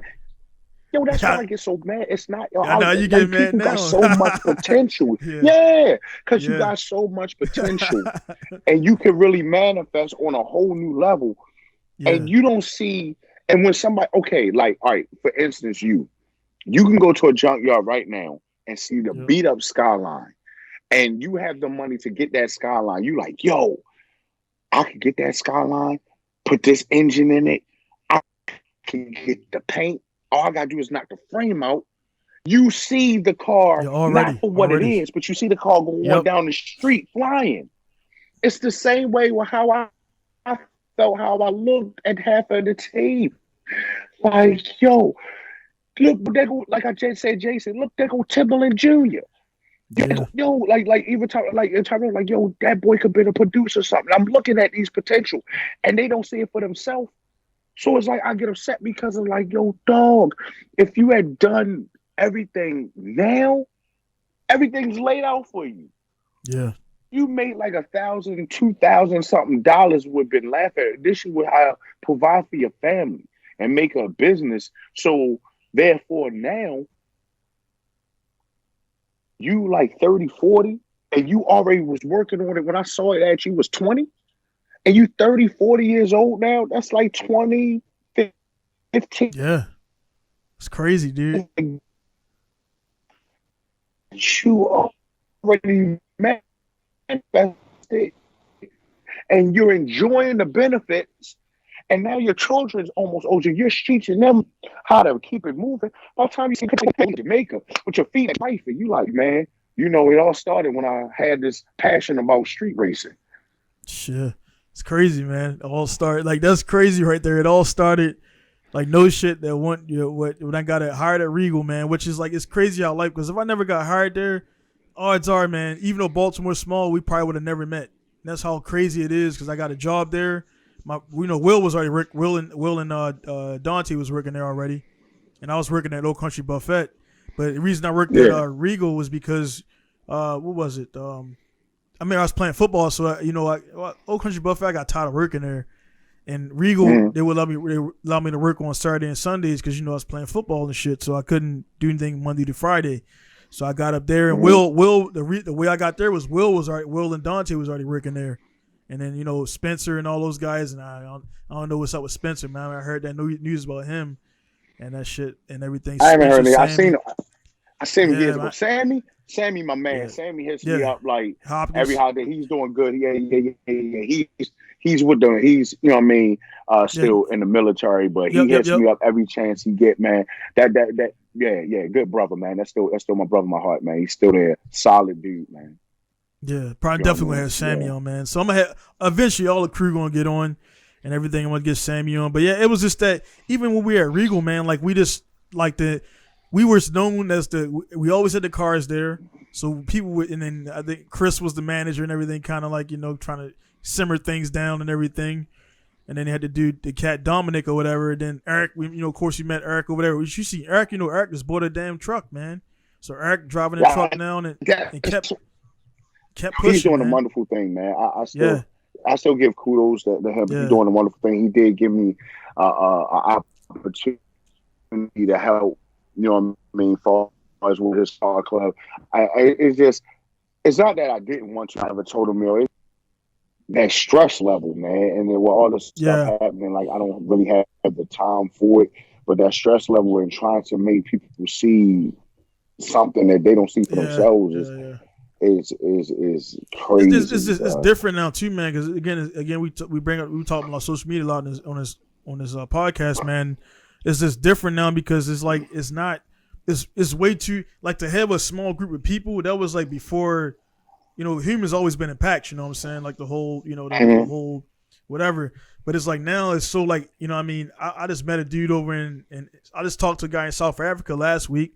I'm talking to a guy in Germany this week. It's so big. It's too big now to be like just a group of people, a small group now. So we still got our core of people we talk to, but like now, car groups was a thing where there was no communication back in the day. So it was your dudes from Glen Burnie, your dudes from White Marsh, that we would all kind of meet up like fucking pigeons at Hilton Parkway in Greek Village.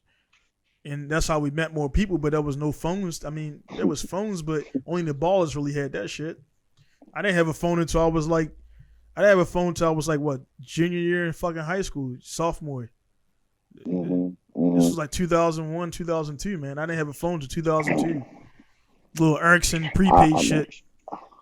Yeah, yeah. yeah, I man. still, yeah, it's crazy. I still see everybody still doing things. I'm happy for them, and Mm, really really excited for them and see they still growing and still working and still not letting their dream go. And it's like it's not like I'm trying to dictate, you know what I'm saying, or see what time frame it is. But right now, I can only focus on, you know what I mean, getting my empire straight and you know what I mean, making sure my family straight before I can move on, because that's something I kind of, you know what I'm saying, never focused on in the earlier stages, and then yeah, yeah, let my personal life go through a lot of, you know what I mean, turmoil instead of, you know what I mean. So now it's like this is like the main focus to get them out there. Like my wife, man, she photography at the time. You know what I mean. The team was I revamped team at that time. She became like a yeah, modeling coach. yeah. I remember that. You know what I'm saying? And then now she's doing stuff, and she you know what I mean, doing that now. She's a makeup artist. She's a teacher. You know, doing hair. Like, you know, like there's no all the foundation ground zero. A lot of stuff spawned from the team, man. It's not for you. I try to keep saying it. Hopefully, anybody that was a part of the team can see it. But that was the whole plan from the start, Mm. to give you. Nobody gave you a time of day because, of course, again, we're going to say it again. It wasn't on social media. You need something to say. Boom.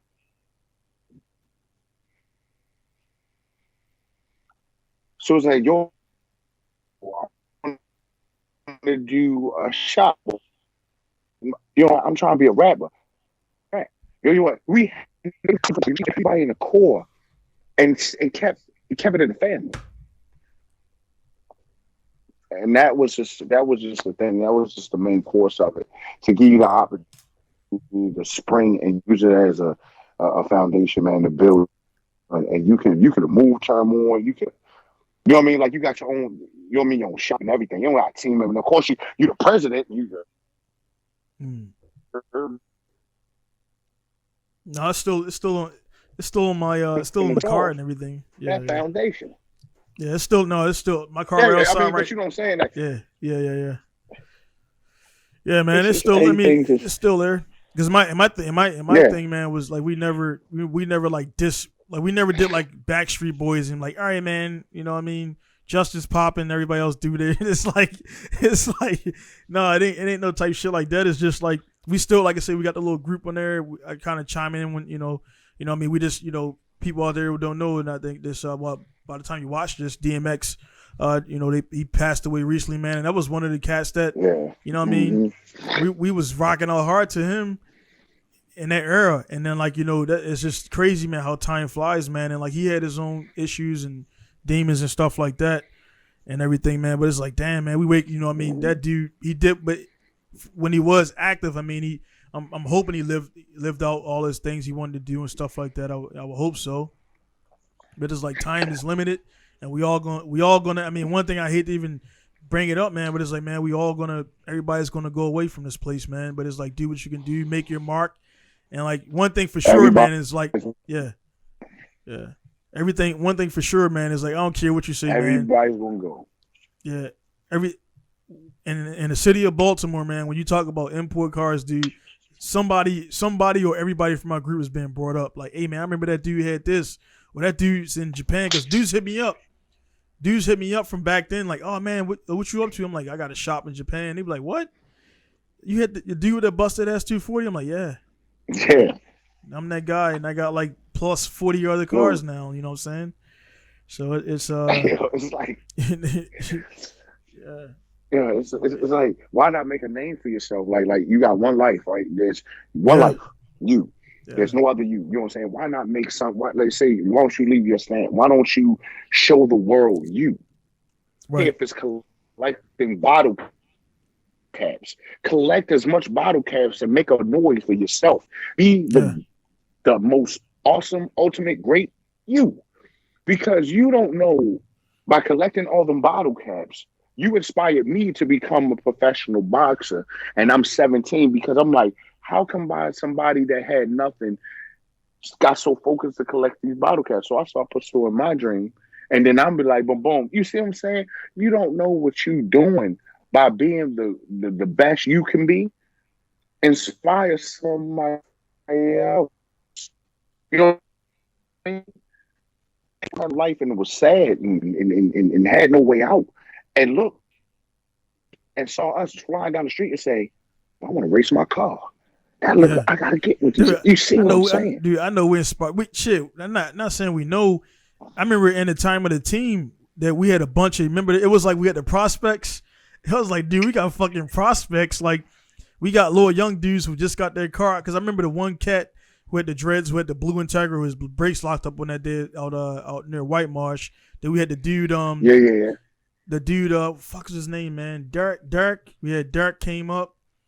Derek looked like Pharrell and shit. That's why I think that's why he stuck around. He looked just like fucking Pharrell. Yeah. And like Marty, because we brought up Marty. Marty was like kind of in the second wave of Marty, because we met Marty through Jason. And and then like it's just, and then we met Bryce was out in White. Bryce was like a satellite dude, Wu-Tang guy and everything. Big Bryce out there and everything. He's still doing his thing. And he was with George out Marcus out there and everything. So yeah, man, it's like we knew all these people, man, and then like we had people coming up to us like, hey man, I want to be down. And it's like, what? You want to be down? All right, this is what you got to do and shit. And it was like, you know what I mean? I remember that shit, man. And it's like, it was crazy because people seen us. And again, we keep saying it again, there was no Facebook. There was no, MySpace was like coming around, but that shit was lame. Nobody was really on MySpace like that. And right. And when you sit back and look at everybody, like you said, check out Facebook and see all the people you hung with and they was racing. And you know what I mean? Even like my man Clay, like the way he used to drive Volkswagen. This man got his own business now. Like, you know what I mean? Successful with his wife and his kid. You looking like, yo, I remember as kids when we was just racing, had all the gasoline on our chest, having fun and just sticking together, laughing.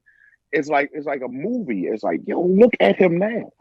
Got his own successful business, his own family. He's raising, doing immaculate stuff in the world. You know what I'm saying? Like I say, like Earl Kids is beautiful, his wife and all that. He building cars still, fixing them and all that. You know what I mean? You got Tony having his own family, building and still flying up down the streets 12, 11 seconds.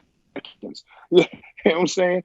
Even Orlando doing this thing, man, it's like yo, I can't be more happy. And that's why I come in all the groups joking and stuff, because I'd be so happy because, yo, the way we came from, you know what I mean? And seeing the transgressions and everything now, through everything, like that's crazy, man. We made it through a whole war zone.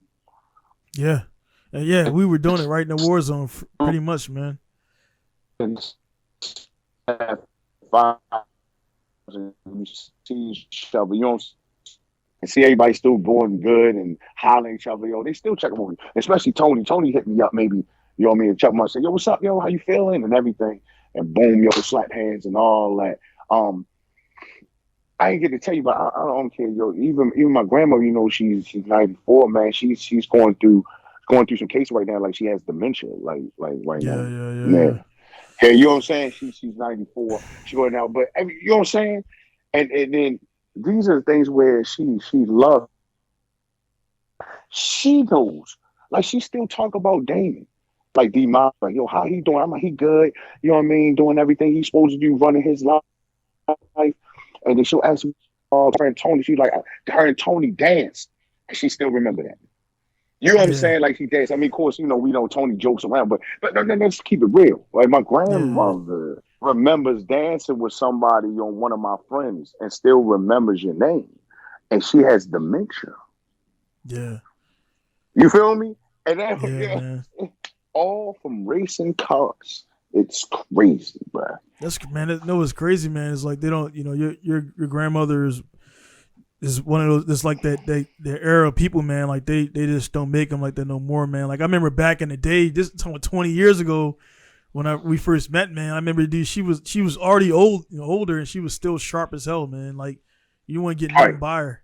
You want to get nothing by her, man. And then like your mom, same way, is just like she, you know what I mean? Your mom was like, I remember the first time I meet your mom, she's like, you don't really get in the inside around her, man, until like you prove that you're about something and everything. Because I remember when we first met, she kind of like, all right, you can stay out there or whatever. And then I became like somewhat of a family man. Like, it was me, Justin, the inner realm guys that, we had to crash on the couch. She's like, all right, cool, whatever, And it was like, your mom, your mom, you know what I mean? Man. Yeah. My mom gets up, don't even know you sleep on the couch. She be like, oh, you want some breakfast? You in the kitchen? Yeah, you know what I mean? We're just like, oh, look, my son's downstairs. We didn't abuse it. No. It just, we never abused it, but she was just open. Right. You know what I mean? But it was, at the same time she kind of like did her own test, like to see how it was and how people was and everything. And everybody wasn't in that circle. It was like the team and then like the inner realm of people, you know what I'm saying? So it was, man, it was good times, man. Like I say, I don't regret nothing we did. You know what I mean? We were out there. It's like now, the only thing is like now being a family person, it's like, man, I can't believe we were on a 695 just driving like this, man. Like just like this is. Yeah, I be getting a little. I be getting a little scared now. I be driving like, I'm going out there like slow down, like And I'm like, now, you the same dude that made that cop crash on Northern Parkway, right? Yeah. I think. Yeah. Yeah, man. Taking the shoulders and shit to keep up with the pack and man, with the lights crazy off, shit, dude. Yeah. I remember, we did that shit. That was all that was going towards Crazy Rays when we cut the lights off. Then we got that shit from Initial D. We turned the lights off and shit and everything. And man, crazy shit. Talking about your mom, man. This is like some real shit, man. It happens. I mean, I'm not ashamed of it. That day we were at Crazy Rays. We were trying to do the swap for the SI, and then the dude caught us throwing the axles over the gate and shit because we didn't have the money to buy the. You remember that shit, dude? And the dude was like, "Hey, man, come over here." And I was about to go to the military. He was cool as shit because we could have been fucked, man. And he was like, "You about to go to the military, so this was gonna happen. Your mom would come up here and pay." So I remember your mom came up there in the Trailblazers, like, "What y'all doing and shit, man?" Yeah, man. That shit was like what 30. It was an axle from the Integra. It was because we needed an axle from something because we had the wrong axle, and we was like, man, we want to get this car on the road tonight. So we went over there and we was throwing that shit over the gate, and the guy I guess other people was doing that too, and the guy brought everything over there. And it was like we were busted red-handed. We didn't even try to fight. It was like fuck, like yeah, they got us, man, and you know what I mean. It was what I mean. It's like come on, it's a fucking junkyard, son, and like that's how we thought about it, back then. But now, yeah. Now, if I got a business or somebody did it to my business, I'd be like, dude, I'm about to beat their ass. You know what I'm saying? If somebody stole shit from me. So it was like we weren't thinking. Yeah. That was crazy though. We were out there. I tell you what's crazy, thinking about an axle. Think about axle with Eric Grandfather for the axle.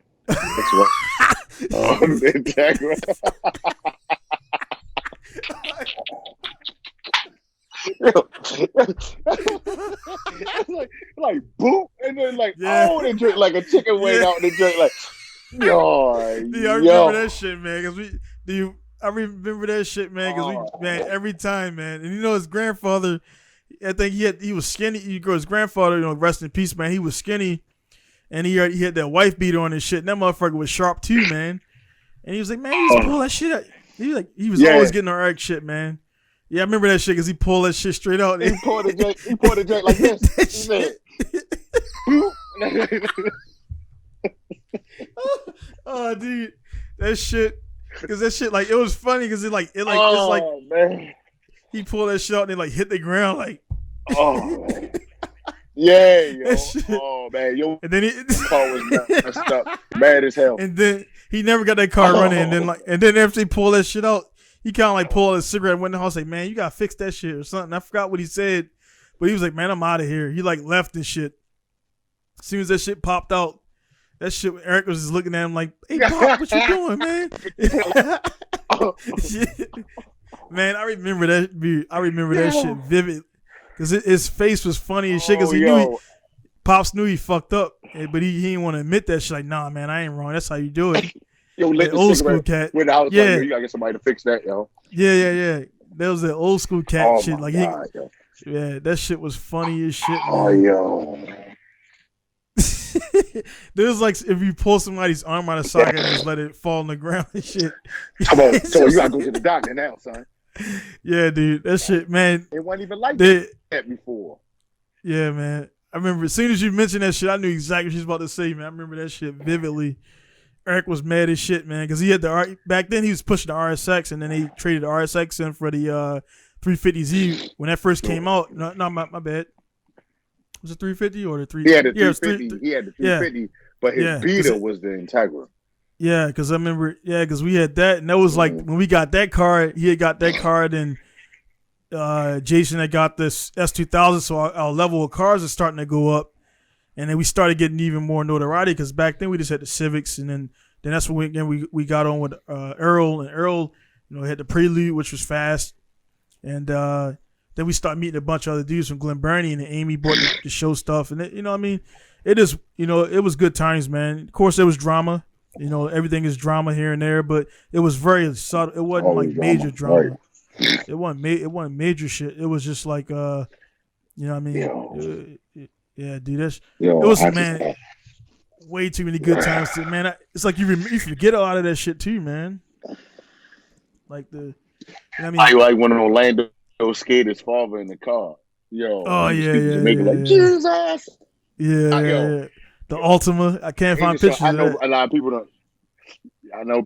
Yo, but it's some funny times, man. Yeah, man. One of the things, man, it was like I really wanted to get what was it? Seth, man.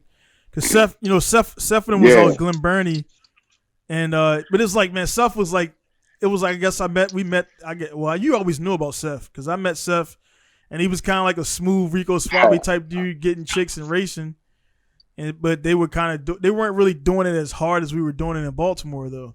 They just had a little bit more money out there, but then Seth got in the trucking thing. I know he's still out there doing his thing in the truck stuff, I believe. And everything, man. So he was always like a elusive dude, man. Family man. Mm-hmm. Yep, married with them babies. Yep. Everybody, you know what I'm saying? That's what I'm saying. It's just funny how when we was out there, everybody was saying, and everybody was running around, and then now it's everybody with wives and kids. It's wow. Yeah. That would be dope as shit, man, to come back and do a. Because the cool thing about social media now, we could easily post up on some shit like, hey, man, everybody who was in the scene during this time, if you're still around, meet up at Hilton Parkway. And, like, not the racing shit, but just to see, like, it would be dope. Just to meet up. Because I don't have no race car. Yeah. Because the meet, we're going to, I'm going to talk to you offline about that and everything. But yeah, man, it would be dope as hell to organize a meet and have all the guys from back in that era who are still alive and everything. So I know a few people we don't even know probably passed away and everything. Life happens, but it would be dope to have a meeting, man, and just have like a go around like, man, what did you drive back then? And if we got some footage, put that in there and everything. So that's something that definitely can happen. I mean, I know some people still around. We still kicking and alive. So I know some other people out there. Yeah, they all around. I heard Chuck. I heard Chuck had some stuff go down, but I heard he got a shop or something like that. You remember Chuck, right? Yeah. I seen Chuck maybe it was years ago though. He was at my son's football game. And his son was playing on the other team. Yeah, and I saw him. Yeah. Yeah, that's crazy. Yeah, because his son, he did. That's crazy because he had around the time you had your youngest son, he had a son too at that same time, so they'd be about the same age. Yeah. So my youngest son is 17. Yeah.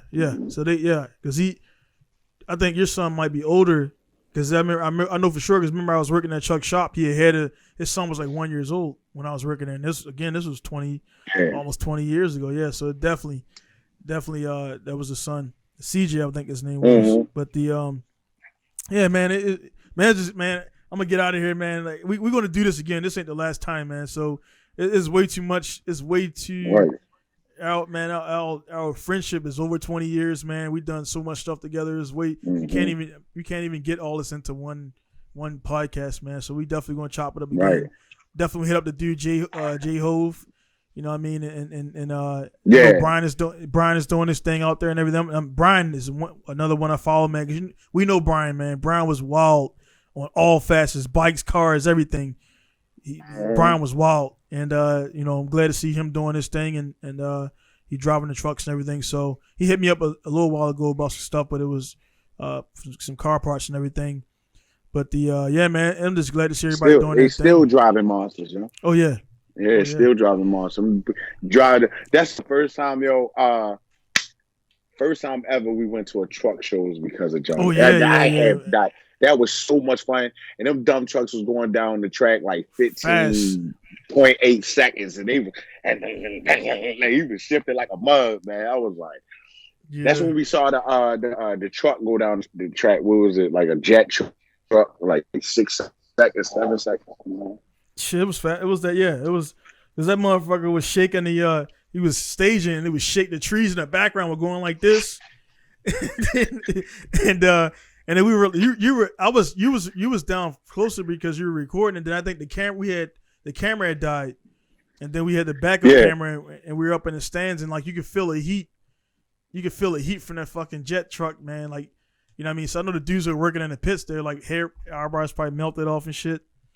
So but yeah, man, so many good times out there, man. Like, you know, it's and again, like I say, man, that's why when these new age cats come at me and they think they're slick or whatever and they're trying to run game, like, dude, I was doing this. You weren't born. You literally were not fucking.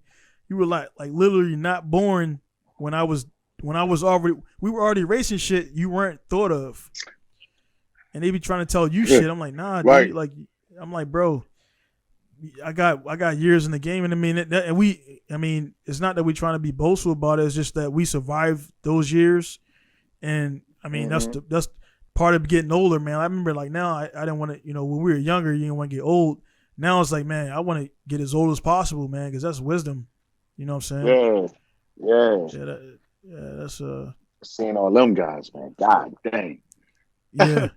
But let me just say, that actual joint. I swear I'm gonna laugh about that all night because I slept and I remember it and I see it clear picture in my head. I'm gonna cry while I go up there and I'm gonna die laughing again. No, dude, it was because people think we're joking, man, but it actually did make that pop sound, and when it hit the ground, it was like bump. It was like it was like a metallic thud with grease on it.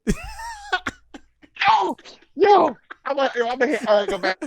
Like, remember when your grandpa asked you, just to get them all upset, like, yeah. So he'd be like, I hated that. Oh, that man was trying to race that night or something, on something. He'll mess with actual. He never got. That was I think he had. I don't know what happened to that car, man, because I remember it sat in that backyard for a long time, and then I think he swapped the engine or something like that. But I think that car he never. No, he was taking the axle because he was trying to take the engine out. And I think that car got scrapped or something, man. Because he never got around. Okay. Yeah, he never got that car running. I can't remember if he got that car running or not. Because I think he didn't, because remember his mom had the RSX, and then once he got the RSX and she started handing him the keys to the 350, he was like, man. Once he drove that 350, he was like, nah, man, I don't want to drive that Integra, because the 350 at that time was that shit was pretty. Yeah, that shit was. That's when quick, it first man. came out. Yeah, I remember driving in it. I got outside right now. I got 3 cars with the engine in it. I got my Stager. I got some other cars, same engine. And it's like now when I drive, I'm like, man, this shit's slow compared to all the shit I've been driving over the years. And I remember when that Z came out, I'm like, dude, this shit was fast, man, for non-turbo car, man. It was almost 300 horsepower. It ran like a. That was pretty, but they were in 11. Like a 14.9 or something like that. No, I'm talking about the one when it first came out with nothing done to it. Okay, the non-track edition. It ran like a 14.9. Yeah, it ran like a 15.1, which was pretty quick when we was coming. And then that's when we started adding, you know what I mean, stuff, and it just got faster and faster. And I think the Yeah, Fair Ladies League went like 14-3 or 14 yeah, the track edition one. 2, Yeah, something like that. Yeah. yeah, So, cool. Yeah. You know yeah. what I mean? It's just like now they come in, your car coming standard with like 400, Dude, 500 that's what I was gonna ask, man. horses. We'll talk about that next time, man. On a better connection, man. Like it's like the new cars, man. I think, we all those guys in the early 2000s, we are the reason why they're doing this with these cars, because we were taking the cars. Remember that? I think it was Orlando's sister. Because we didn't really hang with him, but remember Orlando's sister, boyfriend had the Evo 7, but he wouldn't really come out with us. That fast, that Yeah, at that yeah, time, yeah. that So he, retarded fast, but he was low old. 11s or Yeah, high 10s. yeah. He was, he just kind of like, I remember he was just kind of like, he didn't really hang with anybody. He was just doing his own thing. And those cars start coming out, but then dudes were taking the Evos on the first day and pulling the engine out and void the warranty, because they're gonna upgrade the pistons and rods and go faster, man. So it was like, man, we pushed them to this point, because they're like, hey, if we don't do it, they're gonna do it. You know what I'm saying? They're gonna void the warranty. They're gonna make the shit faster.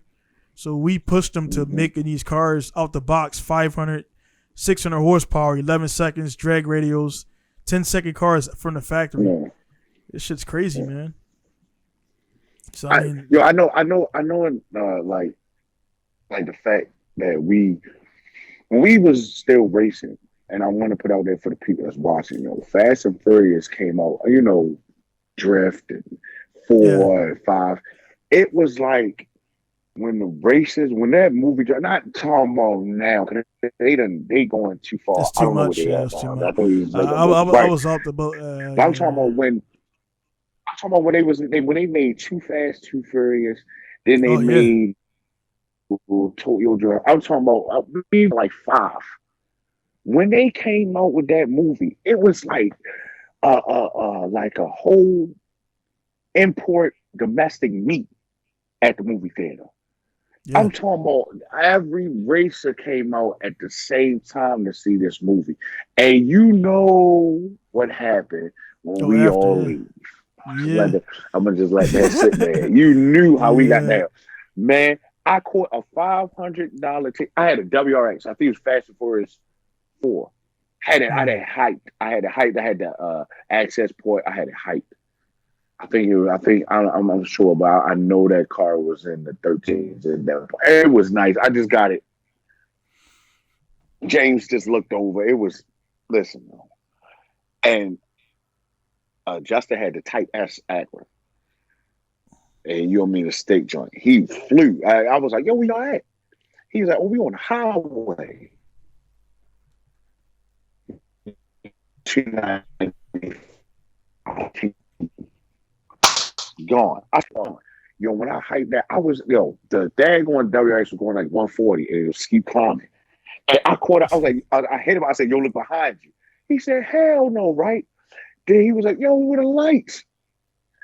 I looked up, saw the lights all the way to the back, and I was like, I was about to step one in. I was like, man, it was a $500 ticket, bro. And I had to go to, I think, a class again. Like, I had to like do a license class or something, like a driving test class. Yeah. And they carried like 2-3 points. At that point, I'm like, yeah, this is not fun anymore. Like, I'm messing up my future. I don't want to be able to drive now. All them stuff is gone. But I'm just saying, like, that's how we got down, man. But now catching up was fun. I was fine. And that's every time it come up, with the W balls up, you shift. Oh, you were, bow, it would backfire. You would hit like in the car, like boom. It was just like I knew they was seeing flames with like a. Oh man, I missed that car. That WRX, I missed that car. That was one. It had nothing over the Honda. I know when people say like, even though the WRX was faster than my Honda, but that Honda, that go kart was had to be my funnest car. Like the green one we swapped, it had to be one. Autocross through the turns, and that was like one of my best cars I ever owned. But the double X, man, if you go per speed, hugging corners and just get low, dang. And then, man, to hear how Earl and Tony and them hyping theirs up more and more, man, I'm like, you know. But you know, I mean, I gotta sacrifice one of my kids to the Lord to get like Nah, get back. yeah, nah, it's man, like you say, man, it ain't over, man. Trust me, man. We definitely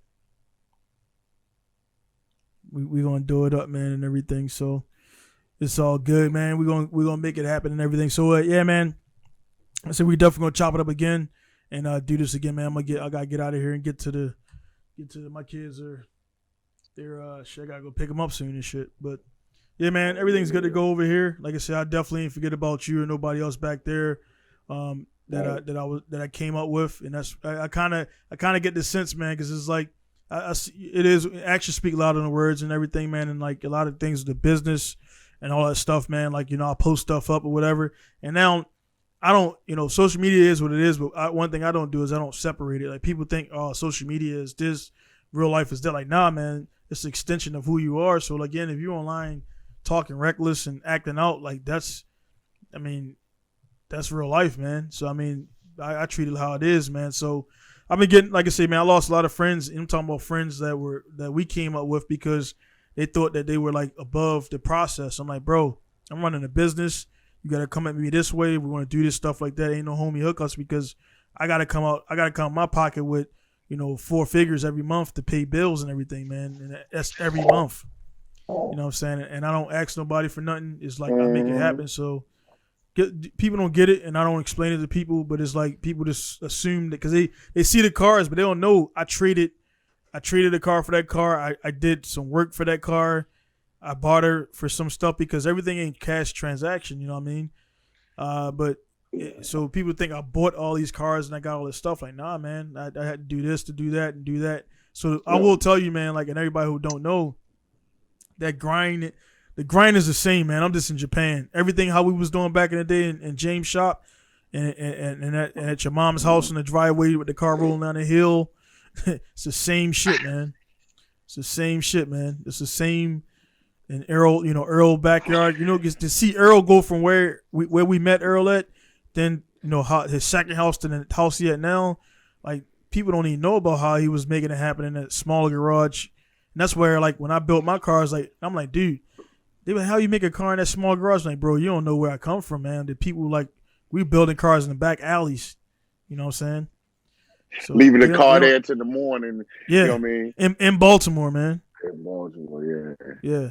You know what I'm saying? You know, it is what it is. People don't get it, you know what I mean? But we'll make them realize we definitely going to do a reunion, some kind of joint and everything. I'm going to reload, like I said, guys who are listening and watching it. I'm actually in the process of editing it right now. So after I edit this podcast, I'm going to I'll be finishing, by the time you guys watch this, I'll be finishing the editing of the DVD and putting it online so you'll be able to go back in time with us and see what we went through. And again, that's just a snapshot. That's not even a whole. You can't capture our whole life, man. But you can see how we was doing it, cars we had, and everything, and the resources we had, and we still made it happen, man. So, guys are there again, man. Thanks a ton for Jarvis coming on the podcast, doing this thing, giving us the time and everything, and you know, even with the distance and everything, we still made it happen and everything. Guys there who again watch and listen, make sure you subscribe. Make sure you subscribe and follow, like, and all that stuff. Comment, because YouTube is big. My content is good. I know it. But at the same time, I'm one of like 1 million views on YouTube. They got levels to the game and shit. So, of course, a dude who has 1 million views is going to be out there more. So, I'm only at like 6,000 subscribers. And they're all organic, which means I don't do any wild stuff or antics to get, you know, subscribers. You know what I mean? But the more you subscribe and all that stuff, it helps to grow the channel and everything. All this. So I'm going to leave you on that stuff. So, again, Jarvis, thanks for stopping by. Everybody else, thanks for stopping in and listening. It's going to be Donnie signing off from Sawa, Japan. My guy Jarvis signing off from Baltimore. See you guys later. Peace. When I look around, I always learn something, and that is to be always yourself and to express yourself, to have faith in yourself. Do not go out and look for a successful personality and duplicate him. Now, that seems to me that is the prevalent thing happening in Hong Kong.